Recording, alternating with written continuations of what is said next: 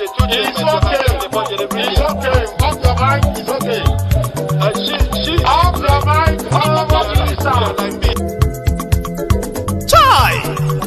Now wow, people wey supposed talk truth to power don't off mic.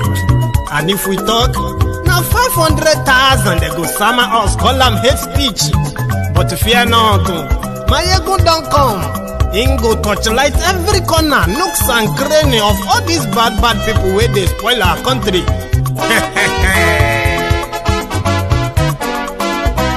So my people make we laugh, oh yo yo.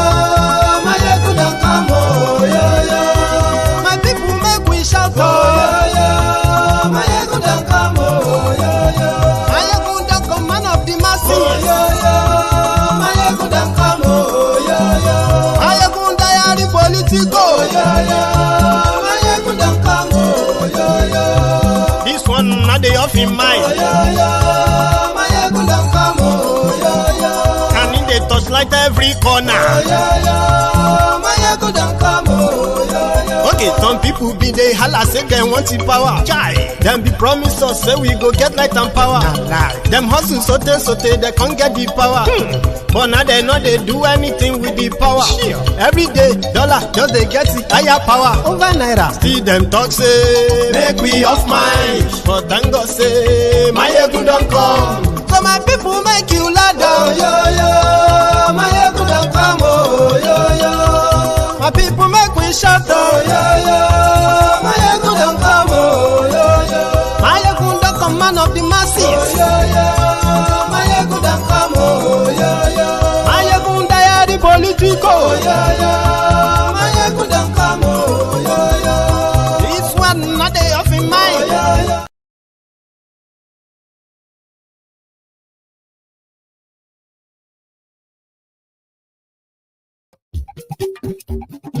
Maiyegun làwa mọ̀ làmọ̀ tó dodo. Hello there. Maiyegun làwa mọ̀ làmọ̀ tó dodo. Good morning to you. Maiyegun ti dé o. Good afternoon to you. And good evening to you. Lórí YouTube. From wherever you are joining us this moment. Lówó bó ṣe ń lọ. It is brunch time with Maiyegun. Share the broadcast after reading the caption and the description. Like the broadcast as well. Just before you settle down and get busy. Doyin Okupe has just released, a video, which is a cutout from the interview he granted the channel's television program. So I have a copy.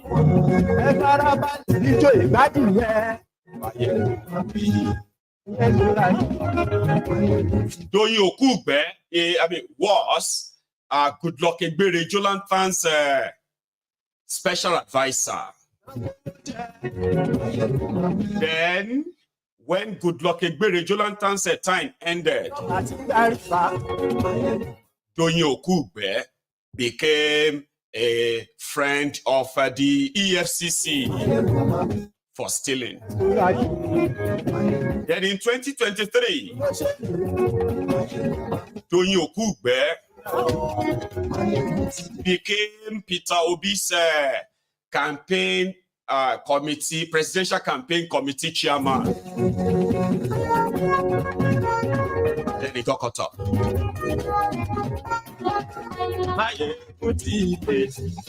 So today, sorry for coming in late, okay? We have two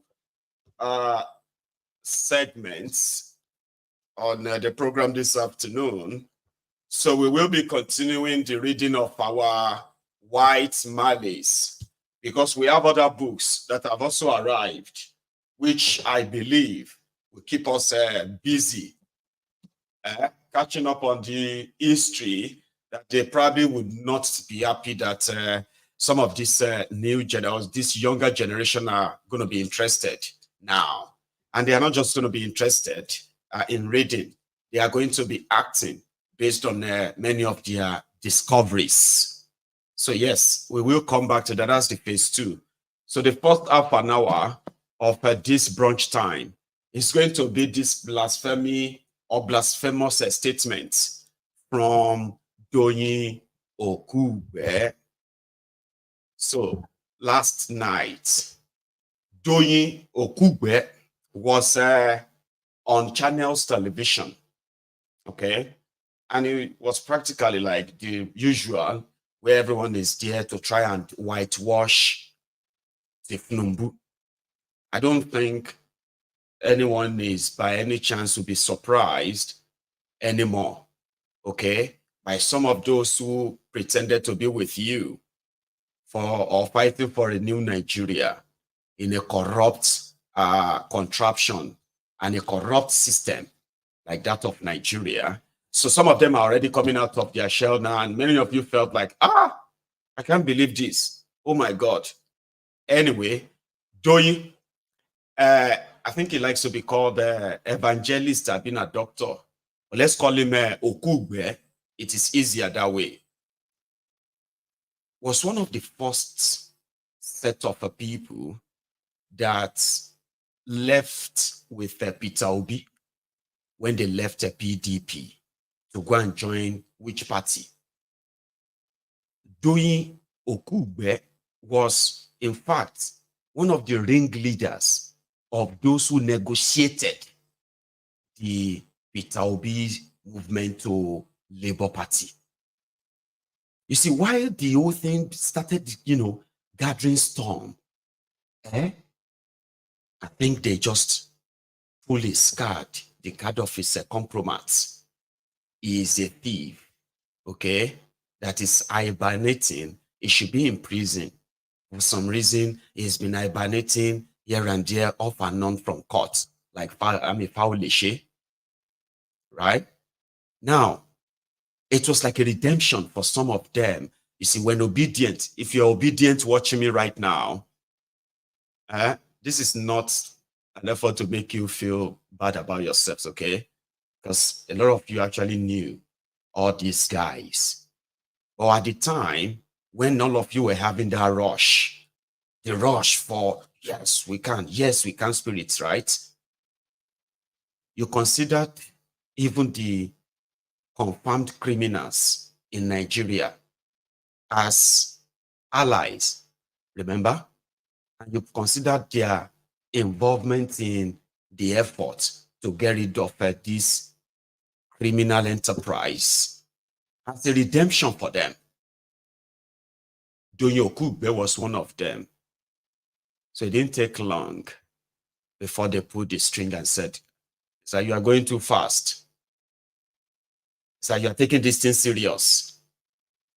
The effort is to try to sort of, lead him astray enough that this whole noise will die naturally. So the case of Doyin Okupe's corruption case popped up in the middle of the election or in the middle of the campaign. Cut the long story short, he was forced to resign from Peter Obi's presidential campaign or anything that has to do with Peter Obi at all. And he disappeared. Until after Yakubu made announcement of Kolu as your president-elect, 4 a.m. in the morning. Okupe never showed his face again since 2022, sometimes around there, July, August 2022. He never showed up again, even during the election and afterward, until after. Then when he came out, he was pretty much like coming to say, Peter Obi can never really win. Presidential campaign chairman. You are coming out now to say you knew that Peter Obi this or that. Sure, you get all kind of statements like that. thiefnubu has been he has been dreaming to be president for 30 years. The obedient movement was just like, it can't just achieve and defeat such person within just 1 year. coming from the man that was the arrowhead of those who ignited and activated the euphoria, or sorry, the optimism that came with the obedience movement. The person that was one of those who turned on the ignition came out later to say, oh, it was never really going to be. Well, people were not surprised. Some were shocked, but many were not. It was like, well, it's like the case of a puppet and the puppet master, right? The puppeteer and the puppet master, right? So his corruption, then people were saying, oh, he was trying to avoid jail. But that was fair until yesterday when Doyin Okupe, you know what they say about old people? Sorry, foolish people also get old. It is true. And that is why you should never let anybody try to blackmail you or gaslight you with anything when you are calling out known, identified career criminals. Doesn't matter if they are old or young. Because you see all these young ones now who are crumb eaters, ass lickers, or ricers that you are seeing everywhere today. The younger thugs, the what do you call it, the younger criminals, political criminals who are aspiring to be like their mentors that they have everywhere today. One day they will grow old too, and they would expect the lives of they will expect the millions of lives that they will kind of destroy to still respect them. You know that. So back to Doyin Okupe. I mean, if you don't understand that, that actually has to get you, if you by any means get angry, it simply means that you are a closet voluntary slave, and a closet would be career criminal, political career criminal, so to say. So that's why you're going to get upset. A very close person to me sent me a message yesterday, and the message is from somebody who's like an Elegbon, who lives in the US. So he kind of was asking this my close friend to try and talk to me. Why don't you just try and talk to him to stop calling thiefnubu?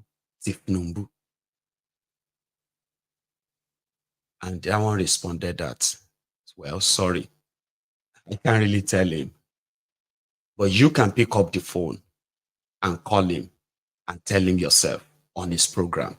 Egbon, if you are watching, you should pick up the phone and call me and say to me yourself, I should stop calling thiefnubu, because it doesn't portray me as Omoluabi.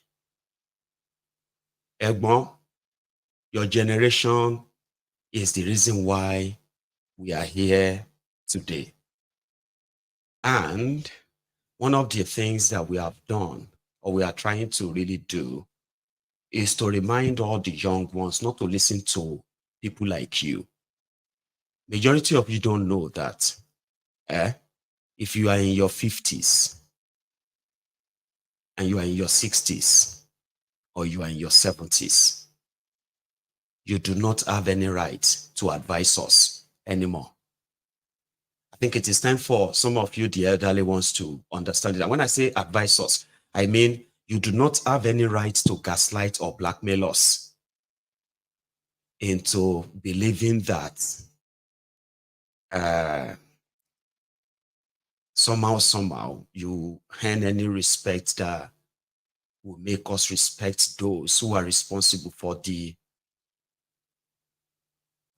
tragedy that we have today. You do not have any right to tell us how to speak, what to say, when to say them, and you should drop that nonsense about respect. Your generation never respected us. I'm talking about those of you who knows, who are friends in all of these political stores for years now. Many of you made your money from them too. So you do not have any right to demand respect from us or tell us or define what is Omoluabi to us. Because majority of you are a bunch of criminals yourselves who just escaped justice because of a place you are.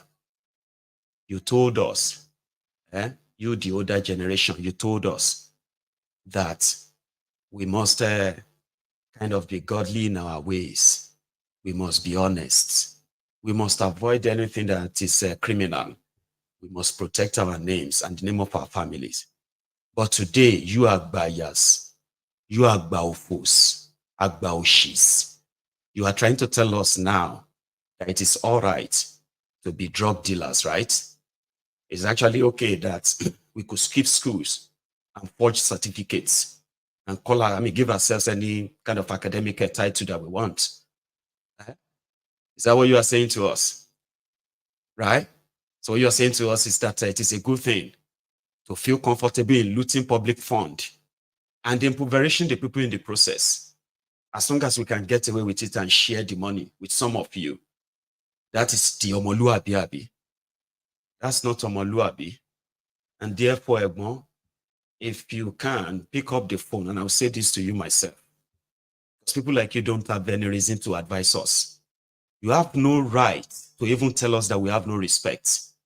If you respect yourselves, you won't leave that trash of a country, and you will never support those who are actually making it worse. So say that, my dear brethren, if you see any elderly person telling you that you have no respect for these rogues and criminals, tell them that if they feel offended, well, they should possibly do the right thing and talk to their friends. Because right now, our future, just the same way you mortgage the future of your own generation, you have been mortgaging the future of the generation since after the ones after you. Look at this generation, the fifth, sixth generation after independence. We are now being led straight into poverty. More are going to be led into poverty. But you are offended because I call thiefnubu. If you are watching this, I told him to give me your name. He won't give me your name, but you know yourself if you watch this, because it seems you can't stop watching me. And that is why when I say things on Maiyegun's diary political, okay, I say them because I know those who are closet supporters of these criminals. When you come around and talk about how bad the whole situation is, they are comfortable with you. They want you to talk about the problems. They don't want you to talk about the people behind the problems. And even if you have to talk about the people behind the problems, they want you to do so with respect. How dare you demand respect for somebody like us? With a trashy country that you have left, a divided country that you have left. So your generation is an irresponsible generation. We are grateful to those from your generation who have kind of like, they discovered that and they've known their place. You do not have any right to advise us. Continue destroying it, and we will continue calling it out until the entire system that sustained that madness is totally destroyed. Do you understand? So don't ever let anybody blackmail you or gaslight you, demanding respect for criminals. When they say any stupid things, respond to them in the like manner. They do not deserve any respect.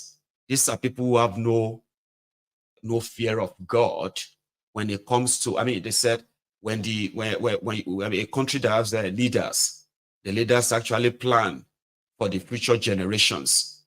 It's only Nigeria that you have criminals who's only planning their life every day is the next election, while lives are being ruined. Then turn around and say, don't you have elders at home? You lack home training. Don't you know that Omoluabi Yoruba doesn't talk like that? She Omoluabi Yoruba defend, is it the right thing for Omoluabi Yoruba to defend a drug dealer, to defend certificate forgers, to defend the treasury looters? Is that Omoluabi? If you are still watching. However, the likes of Doyin Okupe They are also elders. Okay? Elders alatenuje. You will see some of those you see today. Already, that's why I said that what you have in Nigeria is the collection of, collection of criminals of all kinds, right? In charge of the country, running it, or should we say ruining it. And at the same time, right, wanted to be respected. You can't have it both. We are not stupid. Yeah, said it yesterday. The only thing that is working for these criminals in Nigeria is because the people are disorganized. People are not stupid. But they will be organized. We will organize eventually.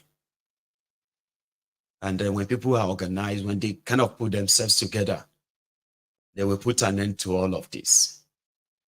Okay? So Doyin Okupe was Goodluck Jonathan's special advisor. It was the same guy who said Nigerians should be grateful for locomotive trains, because if Jonathan chooses not to do it, there's nothing anybody can do about it. I remember that. So Doyin Okupe was on channels, like I said yesterday, and indeed he was giving his views. But the next thing he said was that thiefnubu is like Jesus Christ. It's an analogy. But usually when you use that kind of analogy, like so person is like Muhammad, that one so person is like Jesus, it is a pure blasphemy. But I think in Nigeria, they are more comfortable to do their blasphemy against Christians, because they know they are the only ones that will never put fatwa on them. Fatwa is when they put death sentence on you for insulting Islam or the prophet. If you compare the prophet with anyone, that shouldn't be, you can't even compare the prophet with anyone. It is blasphemy. And they will put a fatwa on you. In Nigeria, they know that. Politicians in Nigeria, when they want to act godly or religiously, then perpetuating blasphemy, this is when they call God this, God that, Jesus this, Jesus that. They do not believe in that, but they usually throw it into the box. You get that? But when you go as far as comparing a politician to Jesus Christ, that's blasphemy, right? But he said, this is a thing, okay? So those who are deliberately pushing the narrative that thiefnubu has removed subsidy, these are dangerous people, and they know what they are doing. These are people that do not deserve any respect, especially if they are actually like older people who deliberately, intentionally goes on national television to repeat a lie. And because they can repeat the lie again and again and again, well, it's probably going to be the truth.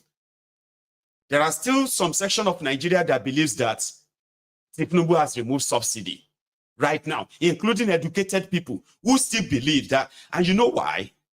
Because they have people like Okupe going everywhere, repeating the lie.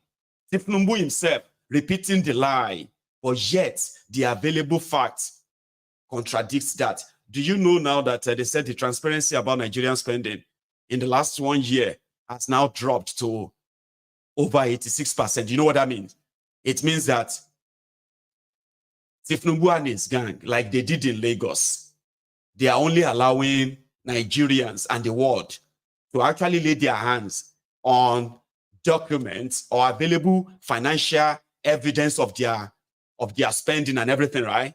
Only let's say only about 14%. Everything you are reading about and all of that, right?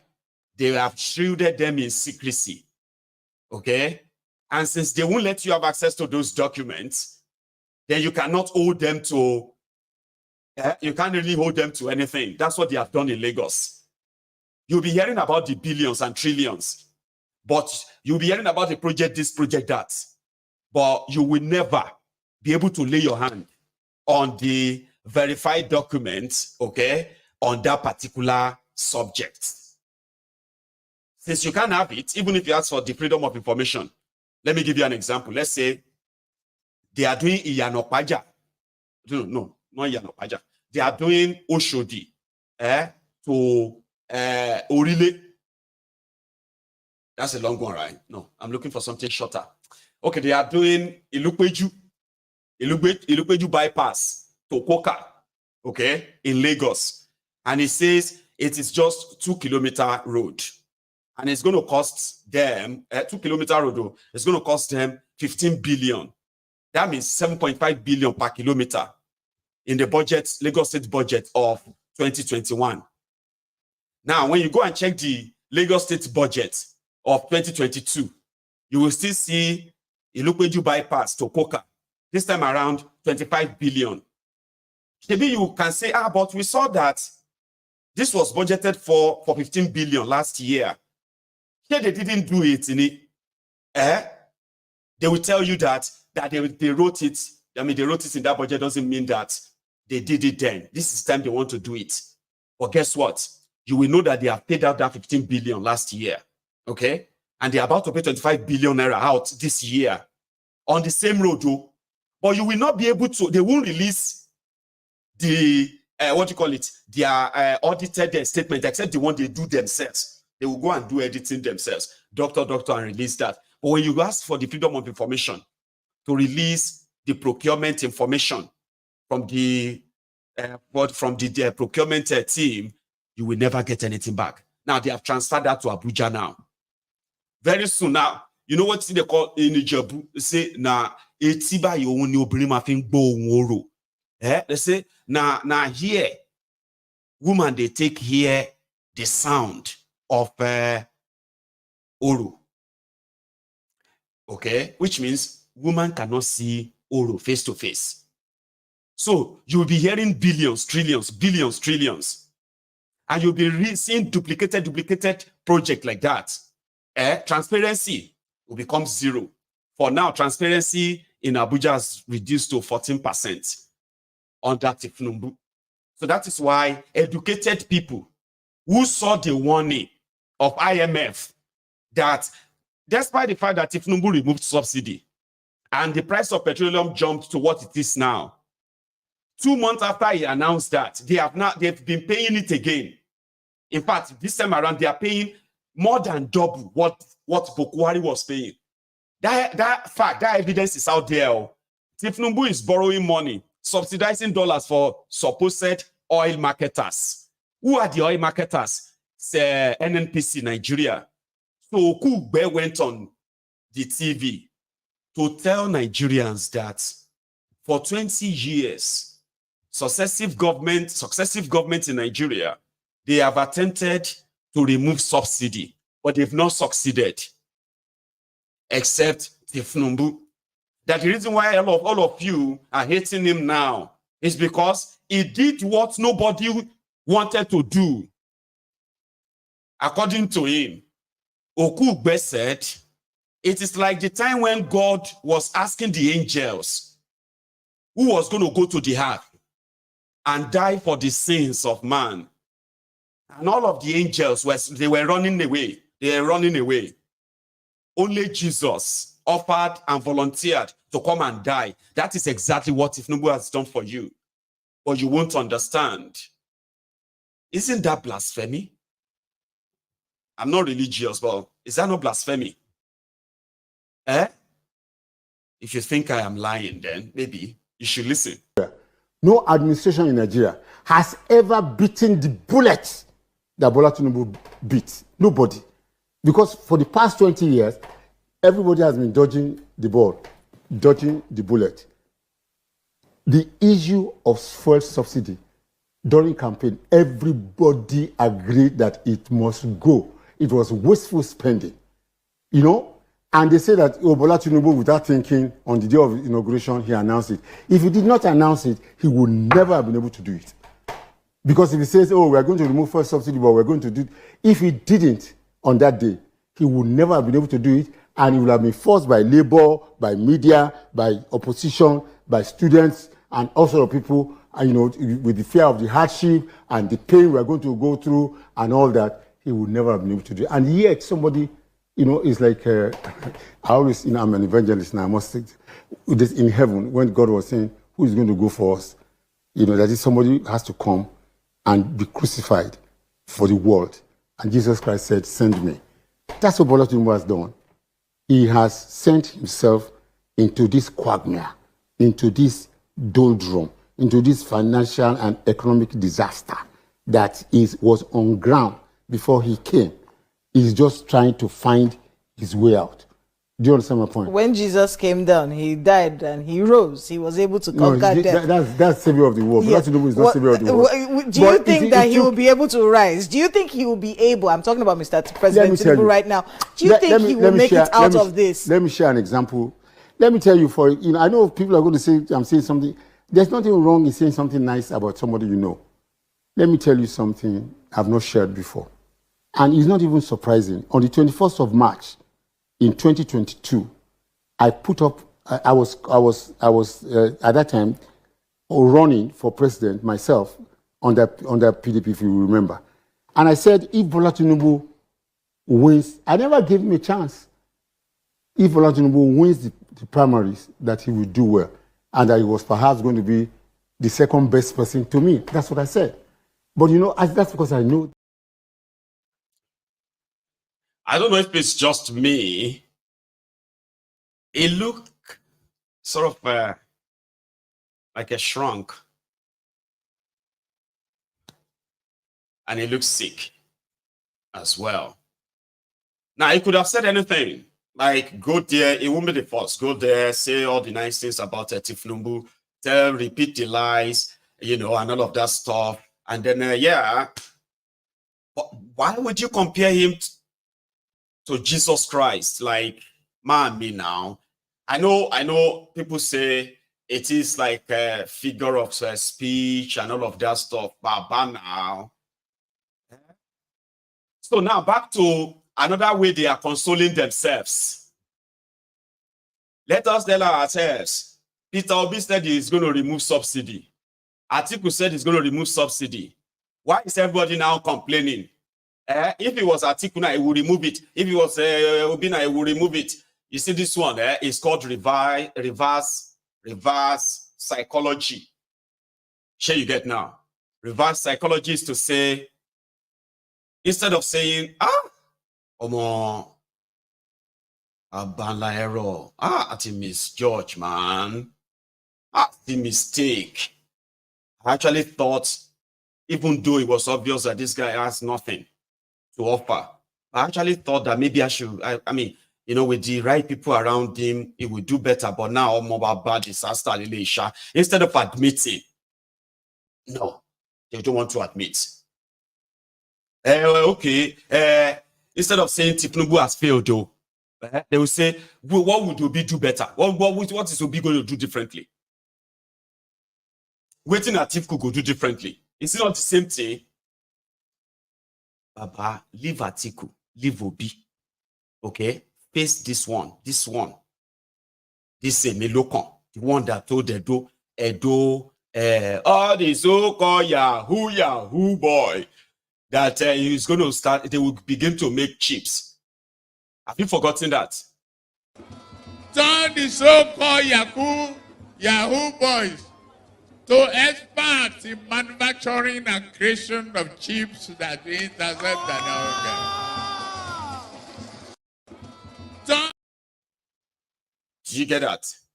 All the so-called Yahoo boy will turn them into manufacturing of chips and then compensate you.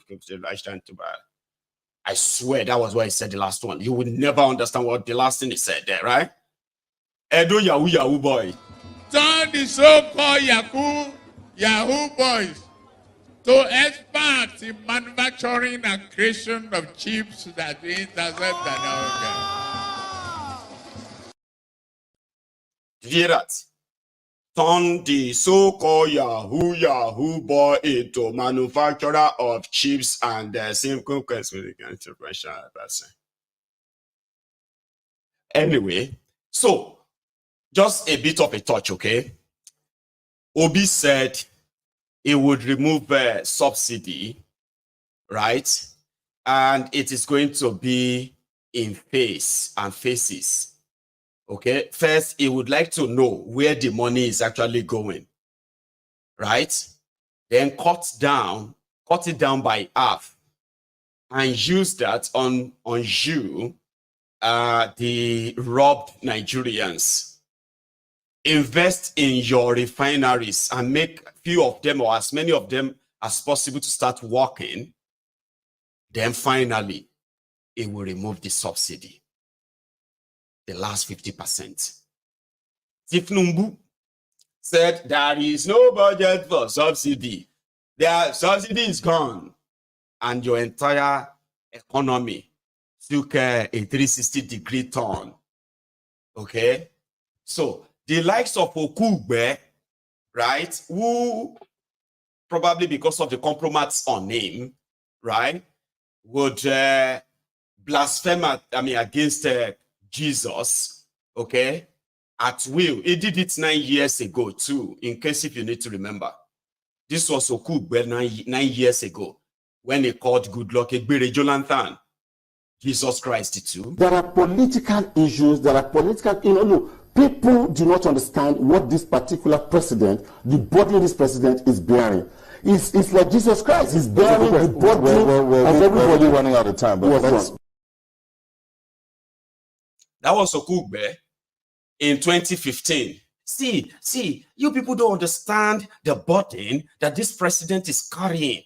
It's like Jesus Christ. Hey, Mr. We are running out of time. Okay, then. Okay.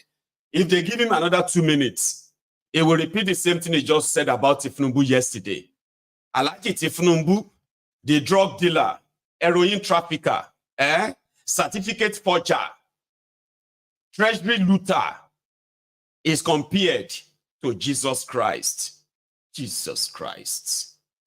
Well, Okupe didn't stop there. He has one or two things to say. He said he told Peter Obi that because the who is who in Nigeria, they were not with him. They had no chance of winning.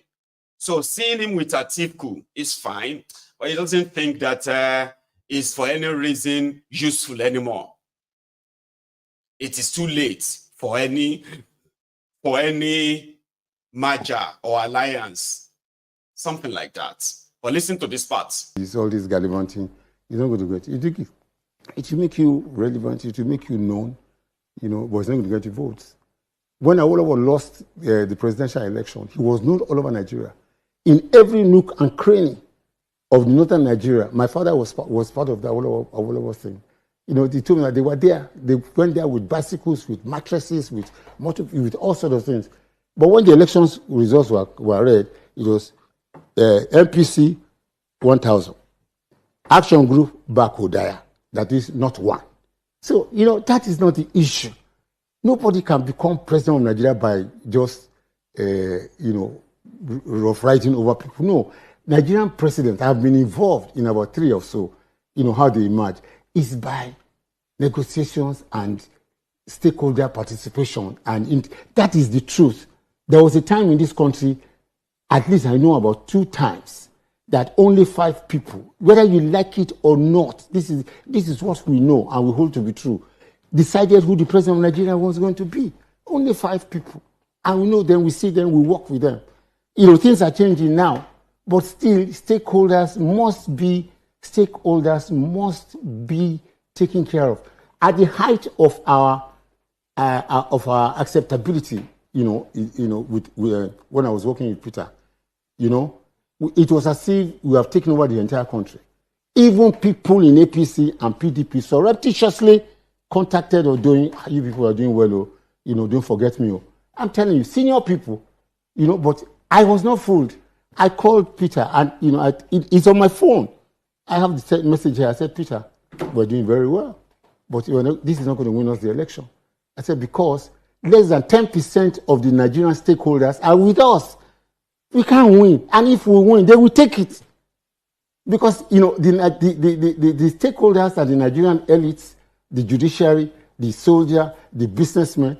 So if we only have 10%, that means their interest is not coterminous with ours. And they don't have any vested interest or stake in our movement. I said, we are not going to win. You like that he's meeting up with Atiku Abubakar right now for some sort of... I just told you, that is the only political thing he has done in one year. What do you think the PDP should do?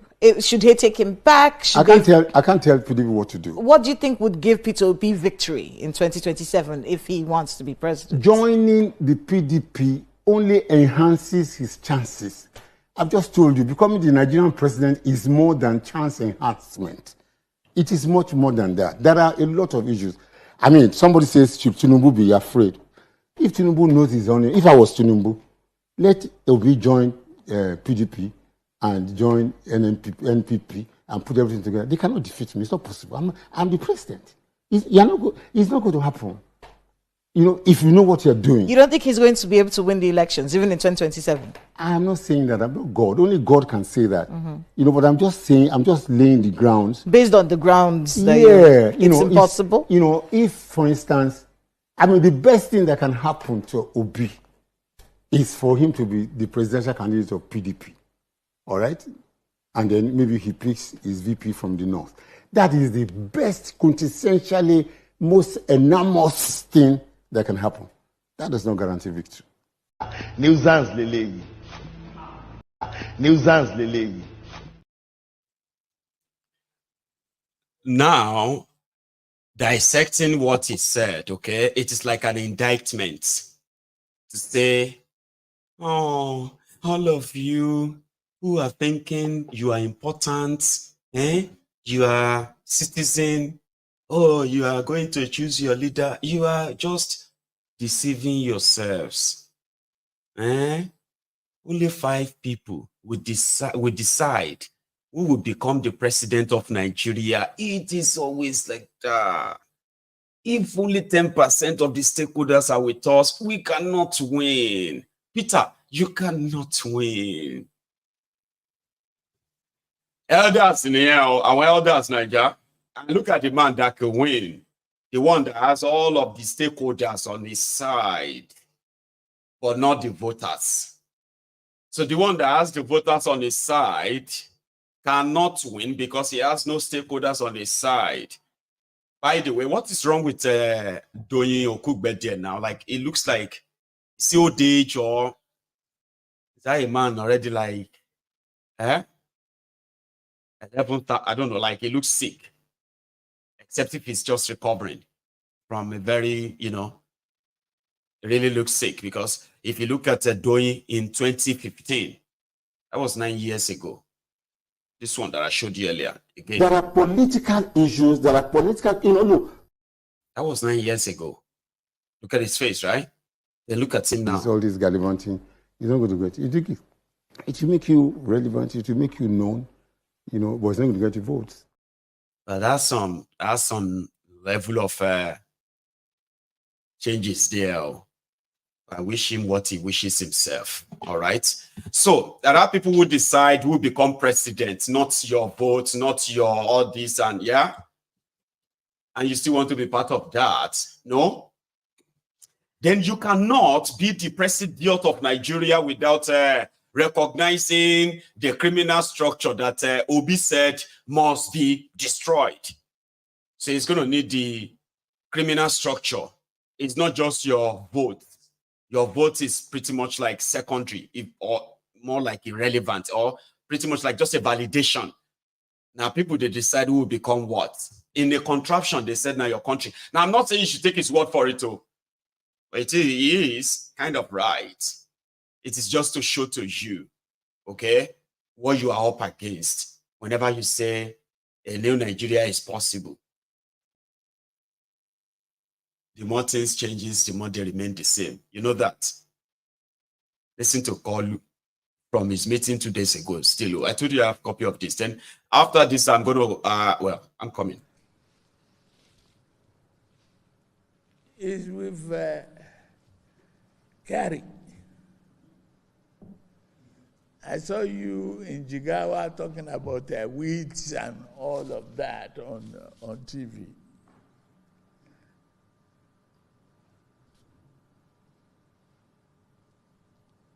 What is an elixir? Is housing industry that will create jobs. But until we secure those lands and create the opportunity, it is very, very difficult to actualize our dreams. We have to fight the security problem so that people can earn a decent living out of agriculture, housing, construction industry, and road development.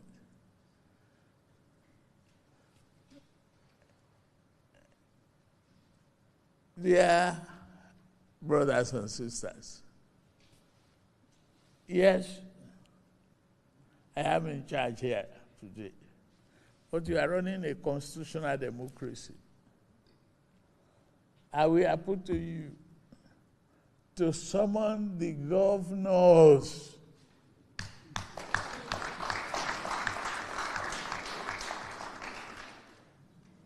summon them, call them up.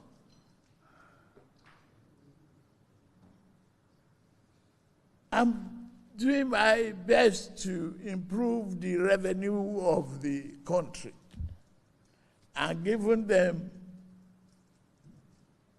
their due. But they must equally be sympathetic to the populace, and they must consider the need of the local people. People reside in the local government.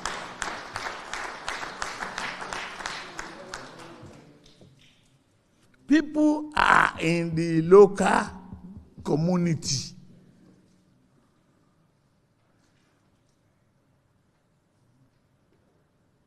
That is where they reside. That is where they feed. That is where they garden. That is where they cook. That's where they farm.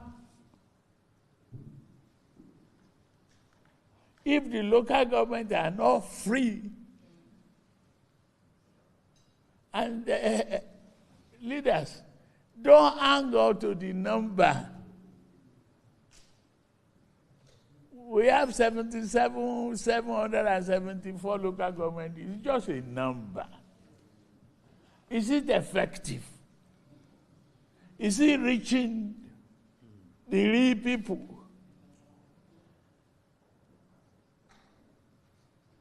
Who is being held accountable for this money?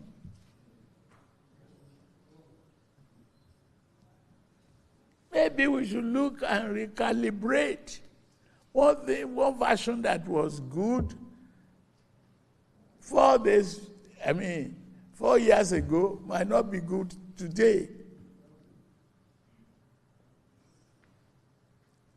And when we won the votes, we go to the locals.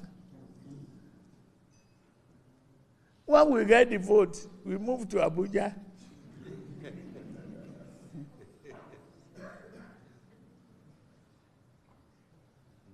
I think we have to collectively join hands.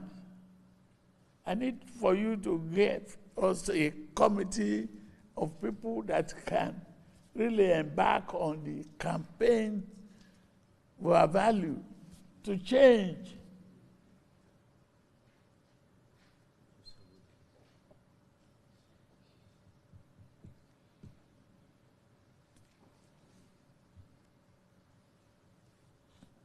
Our brothers and sisters, it is disheartening. Nuisance lele. Tani bro, Tani your brothers and sisters. So yeah, that is that. I should probably get on with this. Let's go to chapter 6. Chapter 6, which is a part 2 of of White Malice. So I am going to read for maybe like an hour or an hour and a half. No, an hour. Then I'm going to take calls. So if you want to react to what the first segment or the first phase of this broadcast or this show this afternoon, you will have your own chance, okay? And that wants me to stop calling thiefnubu, it is not so busy in the afternoon like this, okay? Pick up the phone and say it to me. I get your size here. Share you guys, pick up that phone and come and tell me to my face that I should stop calling thiefnubu. Shegbosa, I will be expecting. But first, let's continue with the hidden stories of how the American CIA, FBI, or American government generally decided to infiltrate the independence movement in Africa, as Africa poses as a threat, a future threat to the world power, America, if it was not grabbed after colonialism. So I am going to read, and to those of you who are possibly just joining, okay, please share the broadcast, okay? Share it, copy the link, send it to everyone that needs to possibly see this. And to those of you who have been following this already, share you get. This is chapter 6. We have covered the book up to the point where many black groups were put together in America by the CIA, so as for them to partner and infiltrate the different ongoing at the time freedom movement or independence movement across Africa. So these different black groups, foundations, charity and others like that, right? So who sort of were sent to Africa, they on their own, they were also recruiting and funding the lifestyles of artists, writers. They were organizing musical concerts. They were giving scholarships to Africans just to kind of build trust. But the main goal is to ensure that if Africa should have patriotic leadership, like those who were yearning for the freedom of their countries or independence of their country at the time, definitely that is going to possibly pose a bigger threat. So deny them good leadership and you can put all the threat away. That is where we were. And now we are going to continue. Chapter 6. Africa has become the real battleground. Prime Minister Nkrumah remained quietly within Christiansborg or Christiansborg Castle for much of the All African People's Conference. Even so, he was exerting a powerful influence through his meetings with delegates. He was introduced to Patrice Lumumba at the start of the week by George Padmore.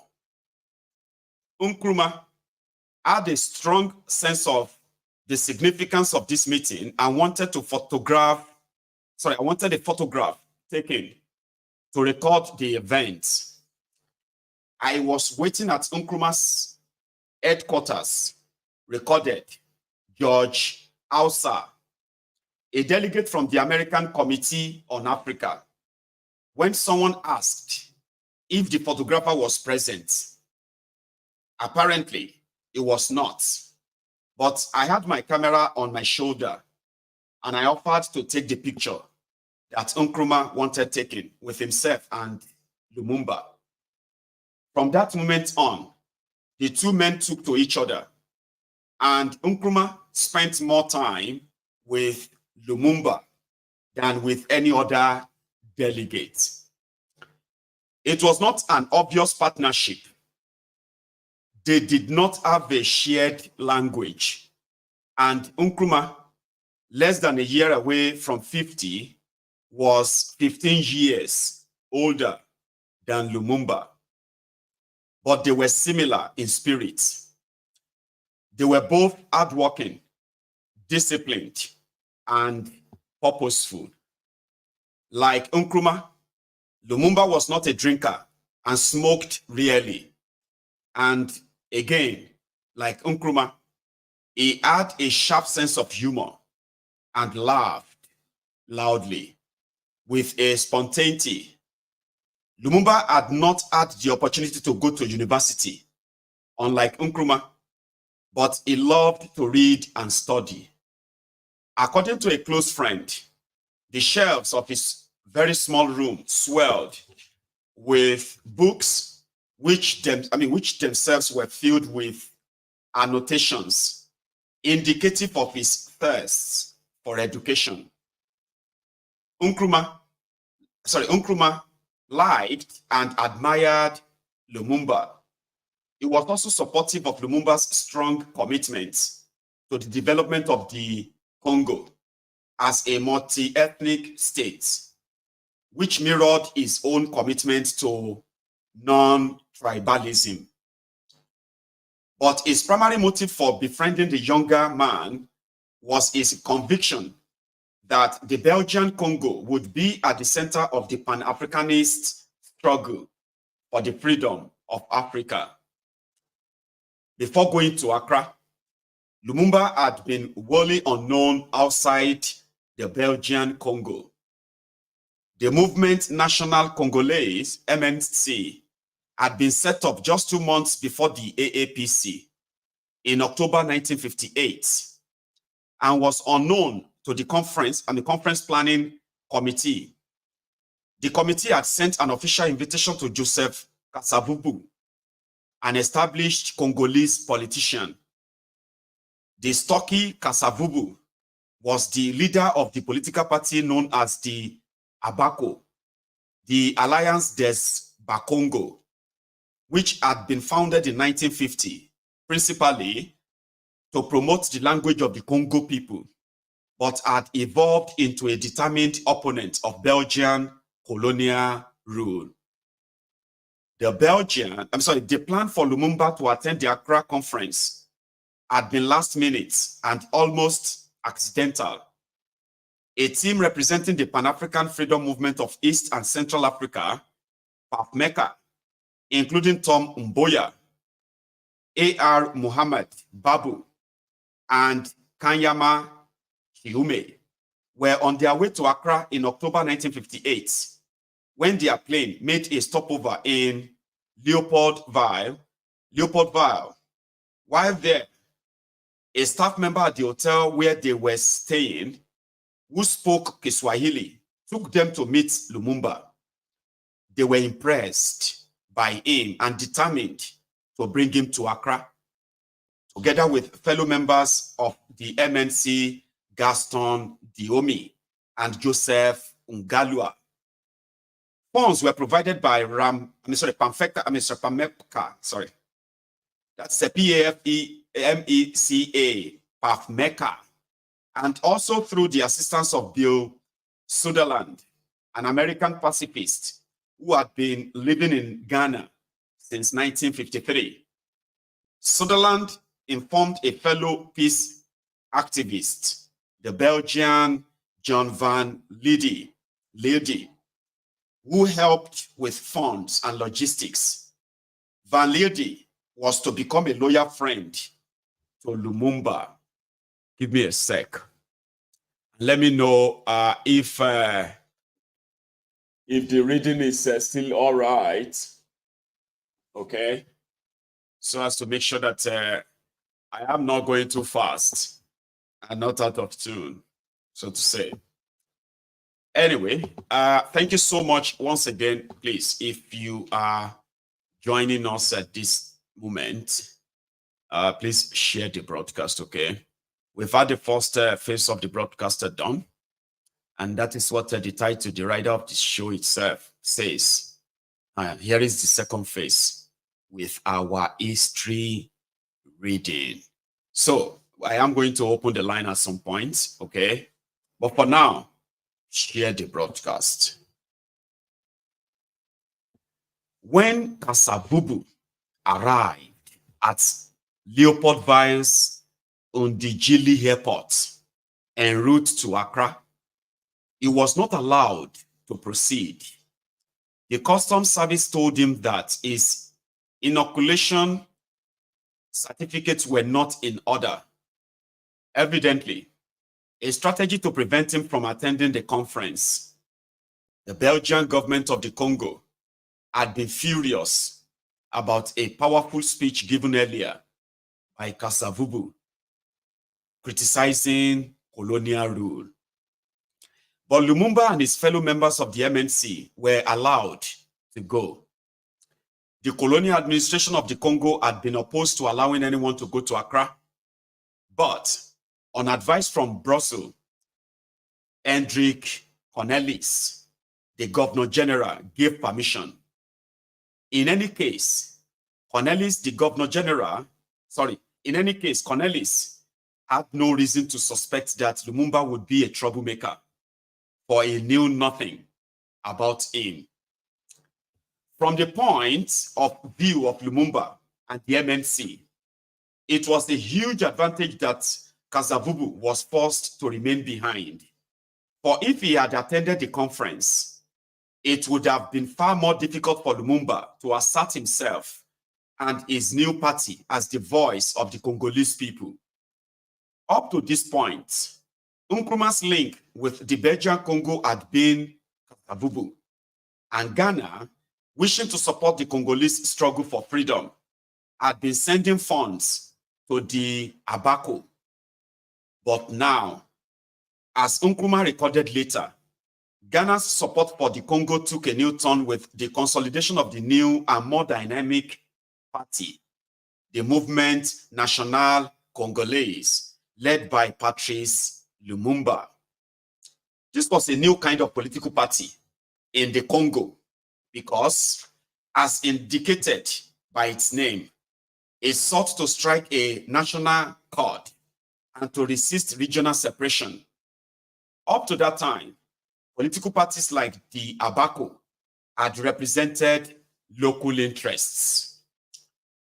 Lumumba's political views were transformed over the course of 1958, culminating in the Accra Conference. In his early adult years, he had regarded colonialism as a positive force that would bring Western civilization to the Congolese people. Like Nkrumah, Lumumba grew up in a poor family. He was from the village of Onolua in Kasai, the same province in which the American John Stockwell spent his childhood. Stockwell was a CIA officer who was the chief of the agency's base in Katanga in the late 1960s. In 1975, he led the CIA's task force in Angola. The following year, Stockwell became a whistleblower, exposing what he regarded as unacceptable clandestine operations. He supported the intelligence missions of the CIA. He explained in his memoir, In Search of Enemies, but objected to the agency's covert actions, interventions all over the globe.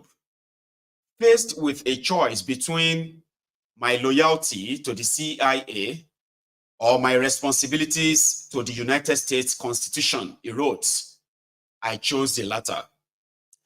In the 1930s, Lumumba was baptized into the Methodist Church and attended a Methodist mission school.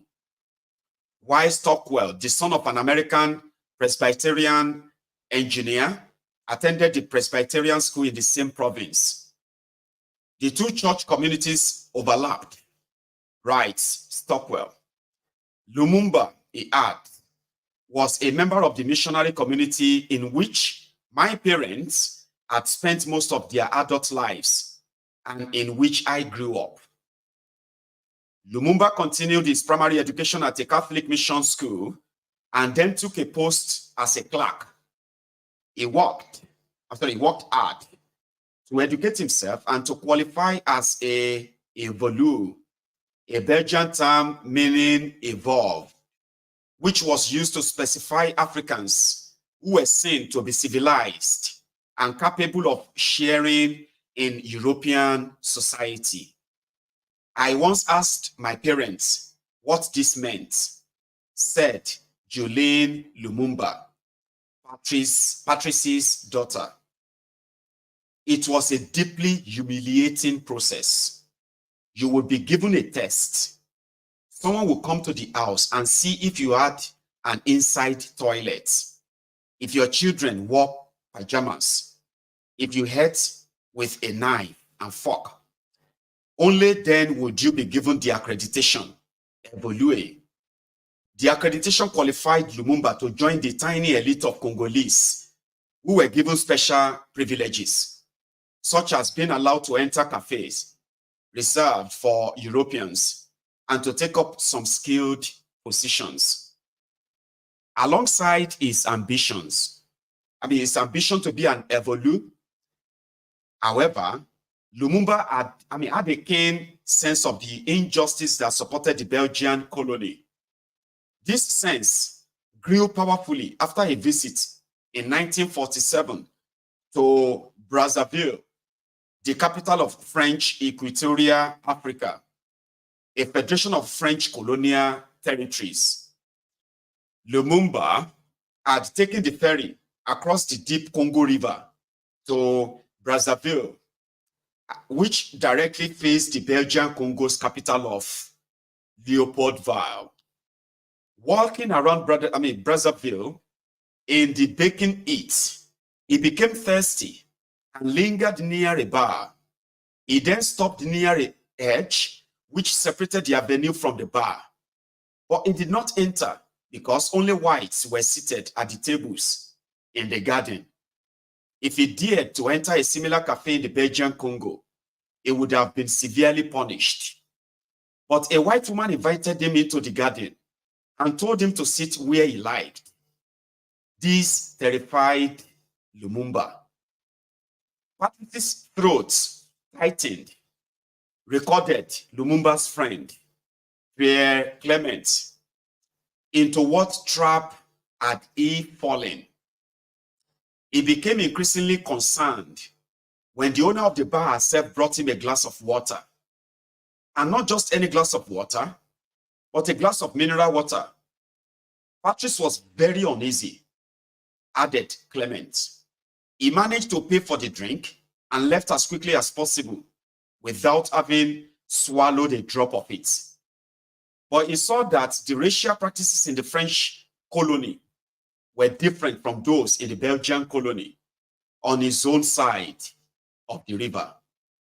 This opened Lumumba's eye in a powerful way to the real possibility of change. In 1944, Lumumba moved to Stanleyville, now Kisangani, where he joined the postal service and threw himself into professional training. He became editor of the Quarterly Review of Postal Workers.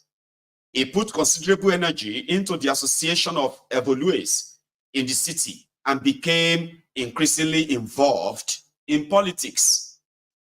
He was vice president of the Belgian Liberal Party's Congolese branch, as well as secretary general of a union for civil servants.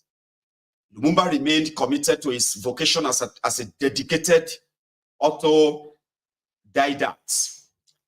Notes, Unzogola Untalaja. He was able to acquire a university-level education by learning from home through reading and correspondence.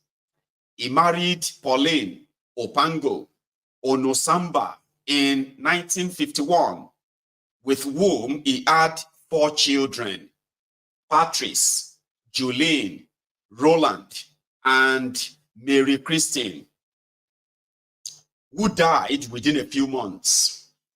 But an earlier relationship he had but an earlier relationship, he had a son, Francois. And by a relationship beginning in 1960, he had a son, Guy, who was born after his death. An earnest champion of the value of education. He regarded the poor education of the women he loved as a shortcoming. He wished, as he saw it, to raise them up. This led to resentment at times by the women themselves. Lumumba hoped to attend the newly established Lovenium University in Leopoldville, but was turned down on the grounds that he was married. Only bachelors could be admitted. He was bitterly disappointed. But in 1956, he became one of only a handful. But in 1956, he became one of the only a handful of Congolese to visit Belgium when selected for a study tour. That same year, Lumumba was arrested for embezzling funds from the post office. He admitted to the theft, which he had already started to repay before he was caught. He was condemned to serve 2 years in prison, but the sentence was commuted to 12 months after the evaluers of Stanleyville collected funds to pay back the rest of the sum. They understood his need for money. Though he was doing the same work as White, he was not earning the same salary. Lumumba wasted no time while in prison. He wrote Le Congo, d'avenir et menace, whatever that means. I don't understand French. So Congo, my country, which was published in Brussels posthumously. The book opposed racial discrimination, but from a position of support for the civilizing mission claimed by Belgium. This viewpoint was diametrically opposed to the discourse he developed over the next few years. In 1957, he moved to Leopoldville, where he worked for the brewery Bracongo, which made polar beer. When he took on the job of publicity director, he traveled around the country promoting the beer, which triggered a rivalry with Bralima, the brewery that made the beer Primus. During this beer war, writes Unzogola Untalaja, Lumumba honed the public speaking skills that would serve him so well in political rallies and meetings. Lumumba's growing hope for political change were nourished by a speech given in Brazzaville on 24th August 1958 by Charles de Gaulle, the Prime Minister of France, in which he declared his support for the self-determination of the French colonies. Whoever desires independence can immediately obtain it. Across the Congo River in the Belgian Congo, writes the historian David van Reybrouck, Belgian families choked on their coffee when they heard the speech on the radio. But in the sight, a cheer went up. If this could happen in French-ruled Africa, thought Lumumba and many other Congolese, why not in Belgian-ruled Africa? 2 days later, a group of evaluers in Leopoldville delivered a signed petition to Hendrik Cornelis, the Governor General, denouncing the anachronistic political regime of the Congo and demanding a date for complete independence. A few weeks later, some of the individuals who had signed the petition established a new political party, the Movement National Congolais. The chairman was Lumumba. On 28 September 1958, de Gaulle called a referendum in all the French-ruled territories in Africa, asking them if they wanted to remain as members of the French community of peoples. The alternative was self-government. The vote, they were assured, was a free one.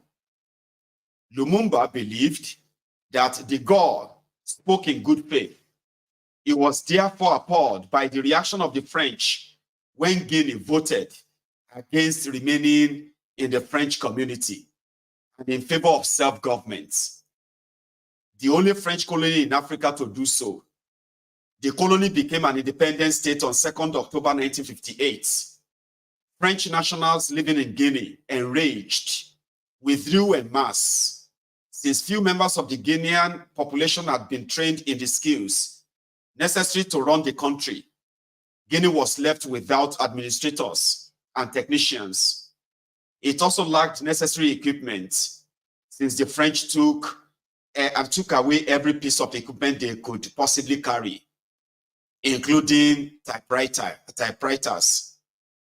French was furious, said an American General Service officer working later at the US Embassy in Guinea.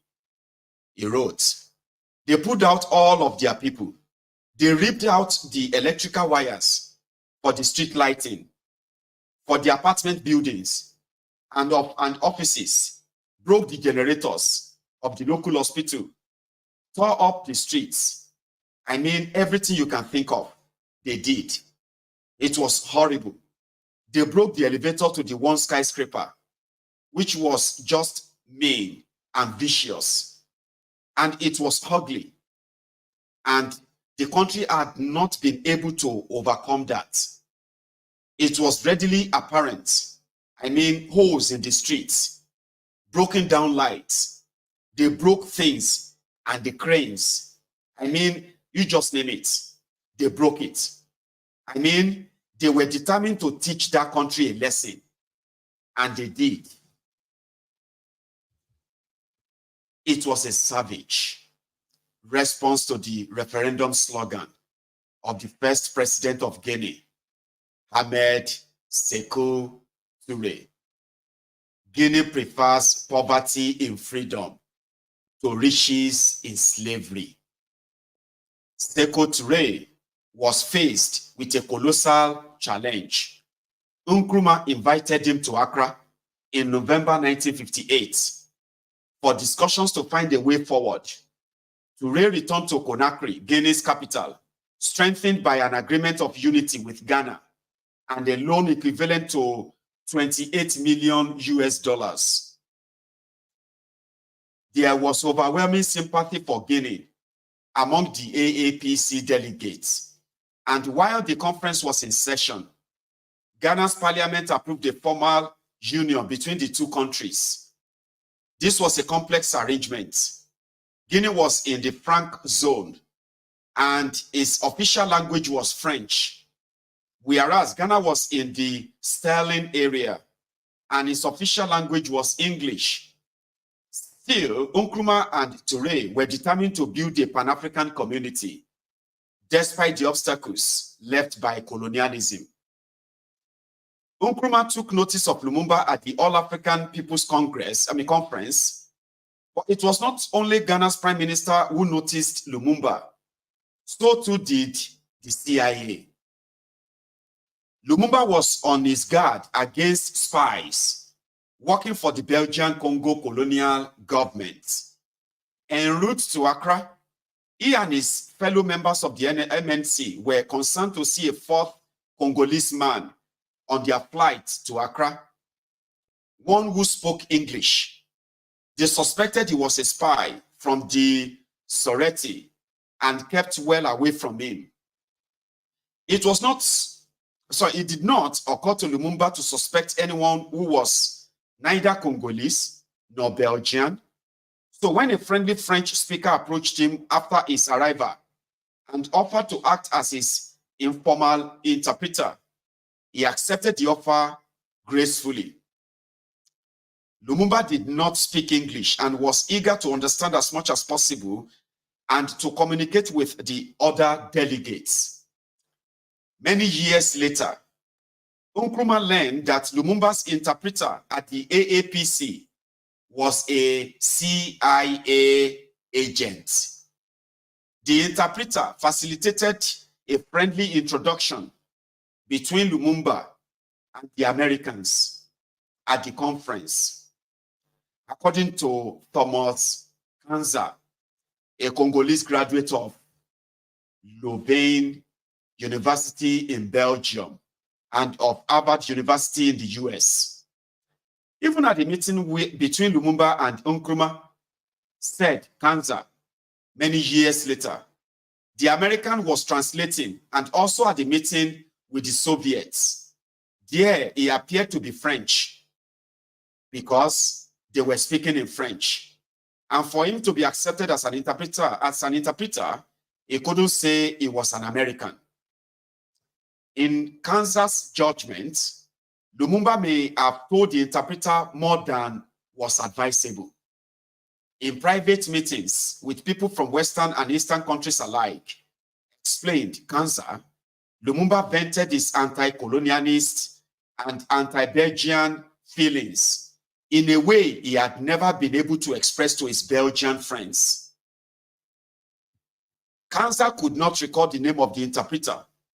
In fact, two Americans who were fluent in French claimed after the conference to have interpreted for Lumumba. One of them was John A. Malcolm, a white political scientist at Colgate University in New York, who attended the conference as part of the delegation of the American Committee on Africa. Malcolm, who made the claim in a book many years later, was the recipient of a Ford Foundation grant that enabled him to travel to West Africa. He was in neighboring Ivory Coast towards the end of 1958 and flew to Accra for the AAPC conference. It is not possible to establish whether the Ford Foundation grant given to Malcolm came from the CIA, or if it did, whether Malcolm was aware of this. While it is the case that Malcolm wrote frequently for the AAI journal, African Special Report, which was financed by the CIA, few of the journal's authors knew about its funding source. The same applies to New Leader, a magazine that was covertly subsidized by the CIA and for which Malcolm wrote a number of feature articles. His article, The Challenge of Africa, which appeared in the New Leader in February 1960, was published with an introduction by Tom Mboya. Whether or not Malcolm was aware of the CIA's role as a source of funding for his travels, research and publications, he was increasingly involved with the Angolan politician, Oldin Roberto, who, as many suspected, was in the pay of America. Roberto, like Malcolm, was a delegate at the All-African People's Conference in Accra, registered under the pseudonym Rui Ventura. When was the leader of the União das Populares de Angola, UPA, that's a political party, which aimed to liberate Angola from Portuguese occupation. Give me a second. Anyway, let's continue.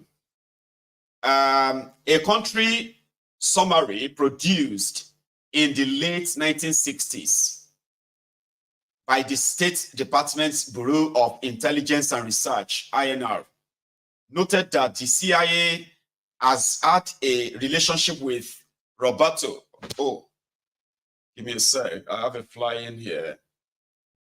Honestly speaking, I need to go get it. Because I opened the window and it was because it was roasting in here. So give me a sec. Don't go anywhere. I should be back maybe in a minute. I'll use that as my break then, okay? I hate flies. And I'm going to go kill this one now.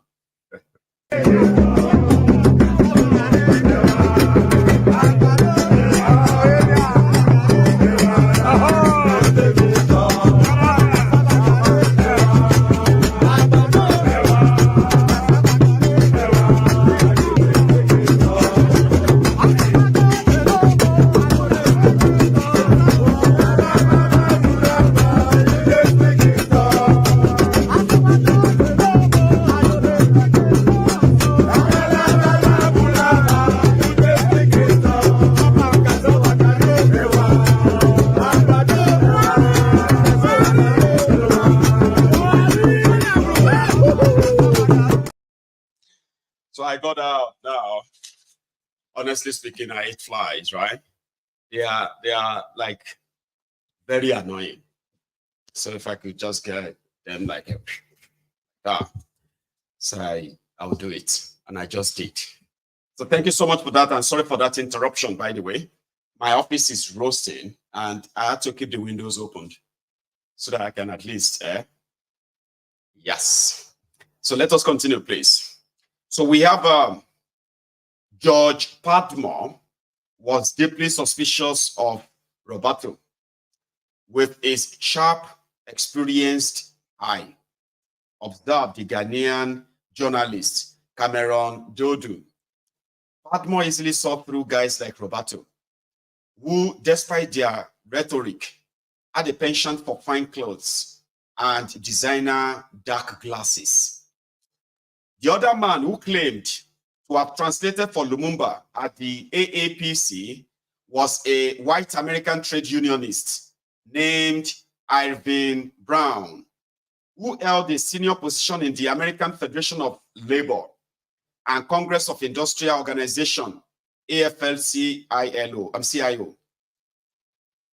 Brown was known as an anti-colonialist. He was also known for his instrumental role in fighting communist unions in Europe and setting up anti-communist unions.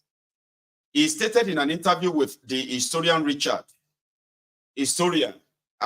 D. Mahoney, the author of JFK, Ordeal in Africa, that he had provided general help with interpreting at the AAPC and had given individual assistance to Lumumba. A New York Times article covering the conference reported that Brown had been pressed into service as a simultaneous translator and that he had stood at the microphone on the conference platform all day. Brown's help with translation was open and transparent. It is unlikely, therefore, that Brown was the secret interpreter referred to by Kansa. It is more likely to have been Malcolm. Nevertheless, Irving Brown's role at the AAPC was significant, since the AFL-CIO formed in 1955 by a merger of the AFL and CIO, was penetrating energetically into Africa. Importantly, it was CIA-backed and funded. British diplomats in the know, notes one expert on the history of the CIA, mockingly referred to it as the AFL-CIA, led by its president, George Minnie. The organization was obsessed with eliminating communism and played an active role in Europe and Africa. In 1949, it had split from the World Federation of Trade Unions, WFTU, to form and to part of with its affiliates, the British Trade Union Congress, TUC, the International Confederation of Free Trade Unions, known as the ICFTU. The reason for the split was that the WFTU was seen as sympathetic to communism and the Soviet Union. Irving was never a CIA agent, said Cord Meyer, the head of the international organization's divisions of the CIA. The very notion is laughable. He was an independent as you could get and very strong-willed. What the CIA did was to help him finance his major projects when they were crucial to the Western cause. But in his operations, he was totally on his own.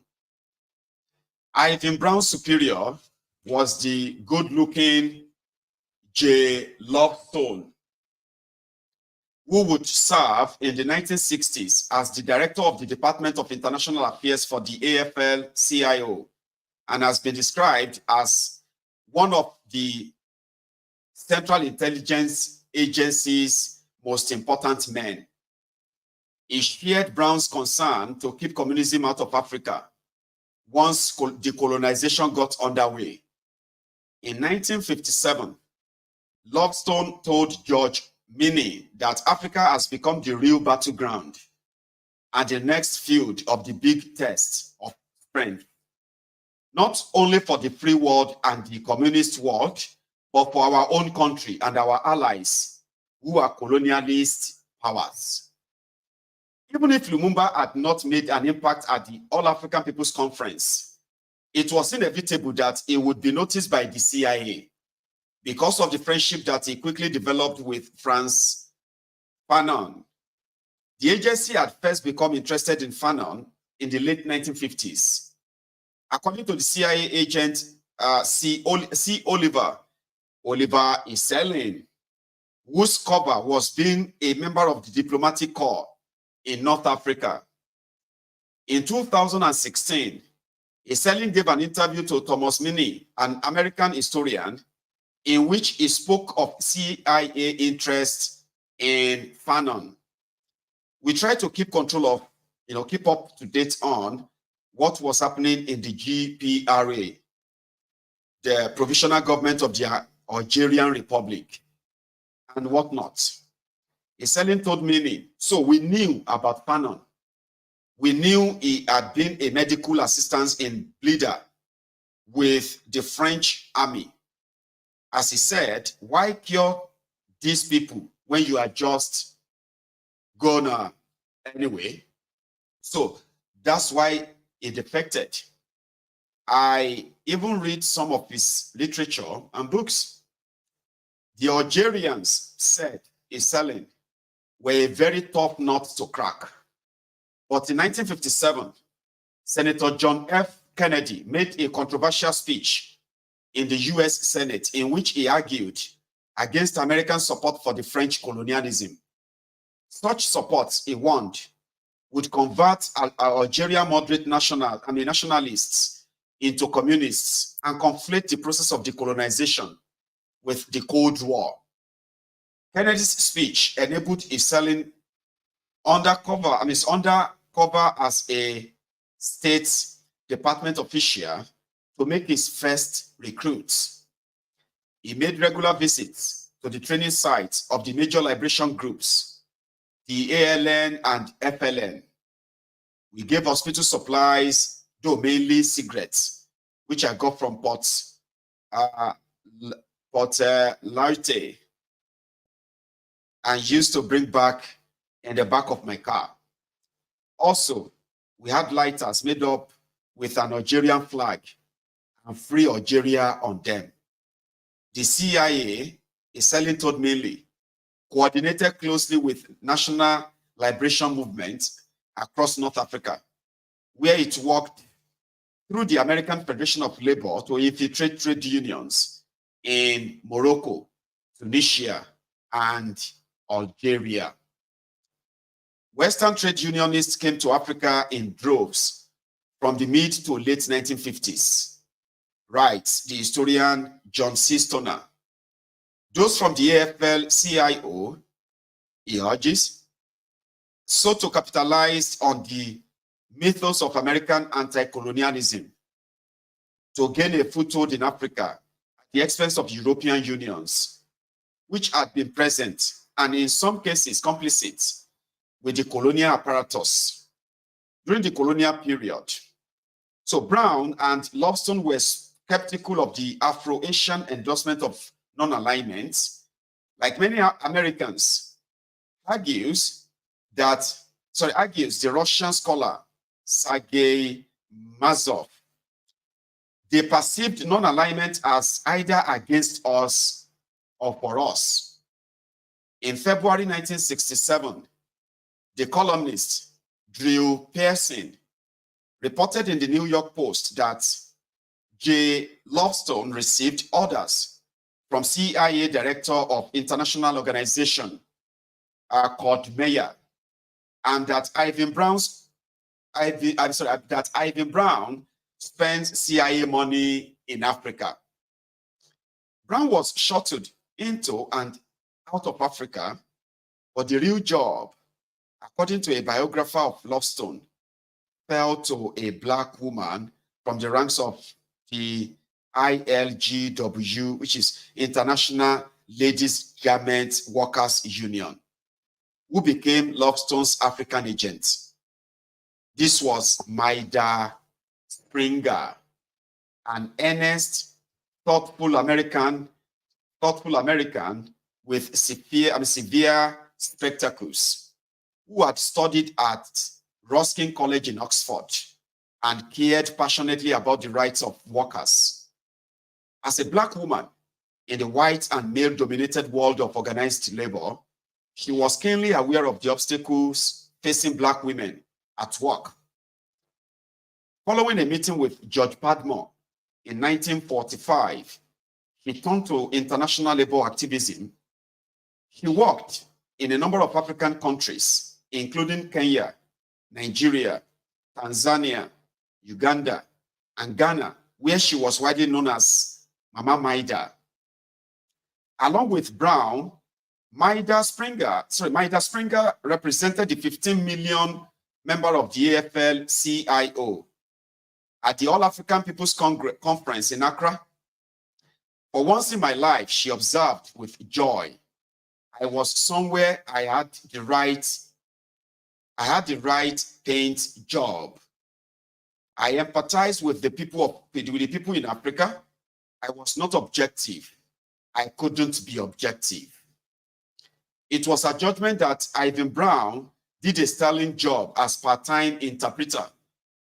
The delegates at the conference sanctioned his activity, she said, notwithstanding his known affiliation with the ICFTU, which was generally unpopular in Africa. She thought his general friendliness and usefulness with the delegation was very effective. Maida Springer had become a house mother to Africans visiting New York in the 1950s. She had an old house in Brooklyn, a mother who liked to cook, a beat-up Ford to drive them around in, and 2 manual typewriters, according to a biographer. When the young Kenyan Tom Mboya arrived in New York in 1956, he stayed with her. He introduced him to Lovestone, which gave Mboya an opportunity over dinner at a Chinese restaurant on 3rd Avenue to explain that he wanted a trade union center in Nairobi and scholarships for Kenyan labor leaders. Mboya got both. Springer attended the independence celebration in Ghana on 6 March 1957 and was profoundly moved. She recalled later that he wept like a baby on that evening. When she returned the following year to Accra, she threw herself as a volunteer into the work of helping to organize the All-African People's Conference. But she came under the critical scrutiny in the second half of the 1970s, when it was alleged that she was in the pay of the CIA and, like Irving Brown, had participated in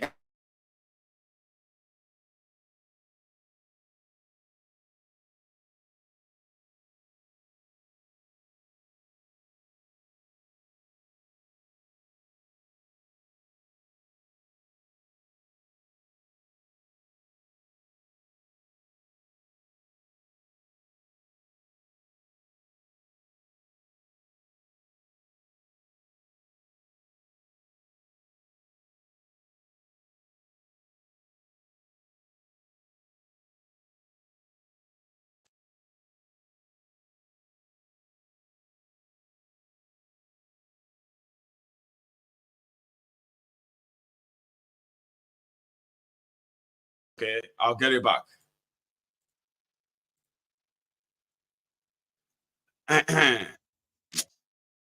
Good. So I am so sorry. I don't know how long the audio has been gone, but I'm going to try something and check. Give me a second.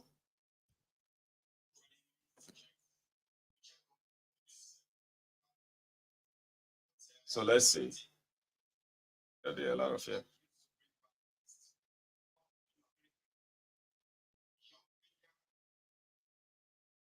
Okay, the young Kenyan. So that's where it got stopped. So that's where we stopped, okay? I am so sorry that I'm quite glad that I was able to catch that anyway. So let's continue. That's just pretty much like a few lines that we missed there, okay? And I hope the audio, it should be back now. It should. Sometimes you see all this on this whole thing, right? They can just trip off. And I'm glad I looked up anyway. But let me have a tea break. Yeah. Right. So I'm just going to finish this chapter 6, okay? And I'll take calls. Have a wee chat before we go get ready for the evening, okay? But let me finish this. Just about 2 pages left. Just 2 pages. So it was also believed that, in fact, I'm gonna. Yeah. So it was also believed that Umboya had been receiving regular funds from the CIA. He was seen by the US as a leader who espoused an acceptable type of socialism in Africa. American approval of the Umboya was set out in a briefing to the National Security Council, which advised the president on national security and foreign policy. It was dated 17th December 1958, just days after the end of the AAPC. Umboya was described as a dynamic, young, he was 29 years old, spellbinding, but essentially moderate labor leader. It noted with satisfaction that he had shared the Accra conference and thereby added appreciably to his stature. Umboya was appointed the head of the Kenyan Federation of Labor, which was suspected to be CIA-backed. It was alleged that Maida Springer was Umboya's contact officer. He denied this in the course of interviews for a book published in 2004 by Yvette Richard. As far as CIA activities with Tom, or even general conversations, Springer told Richard, I never had any.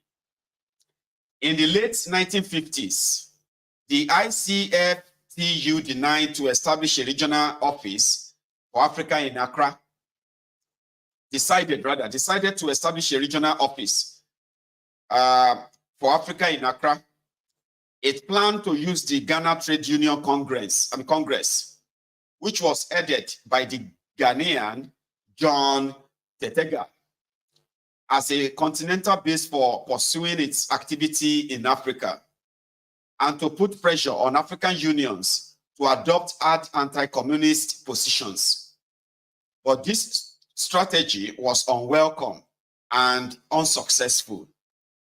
Instead, delegates at the All-African People's Conference called for the creation of an All-African Trade Union Federation, AATUF, as a non-aligned alternative to the ICFTU and to the communist-backed World Federation of Trade Unions.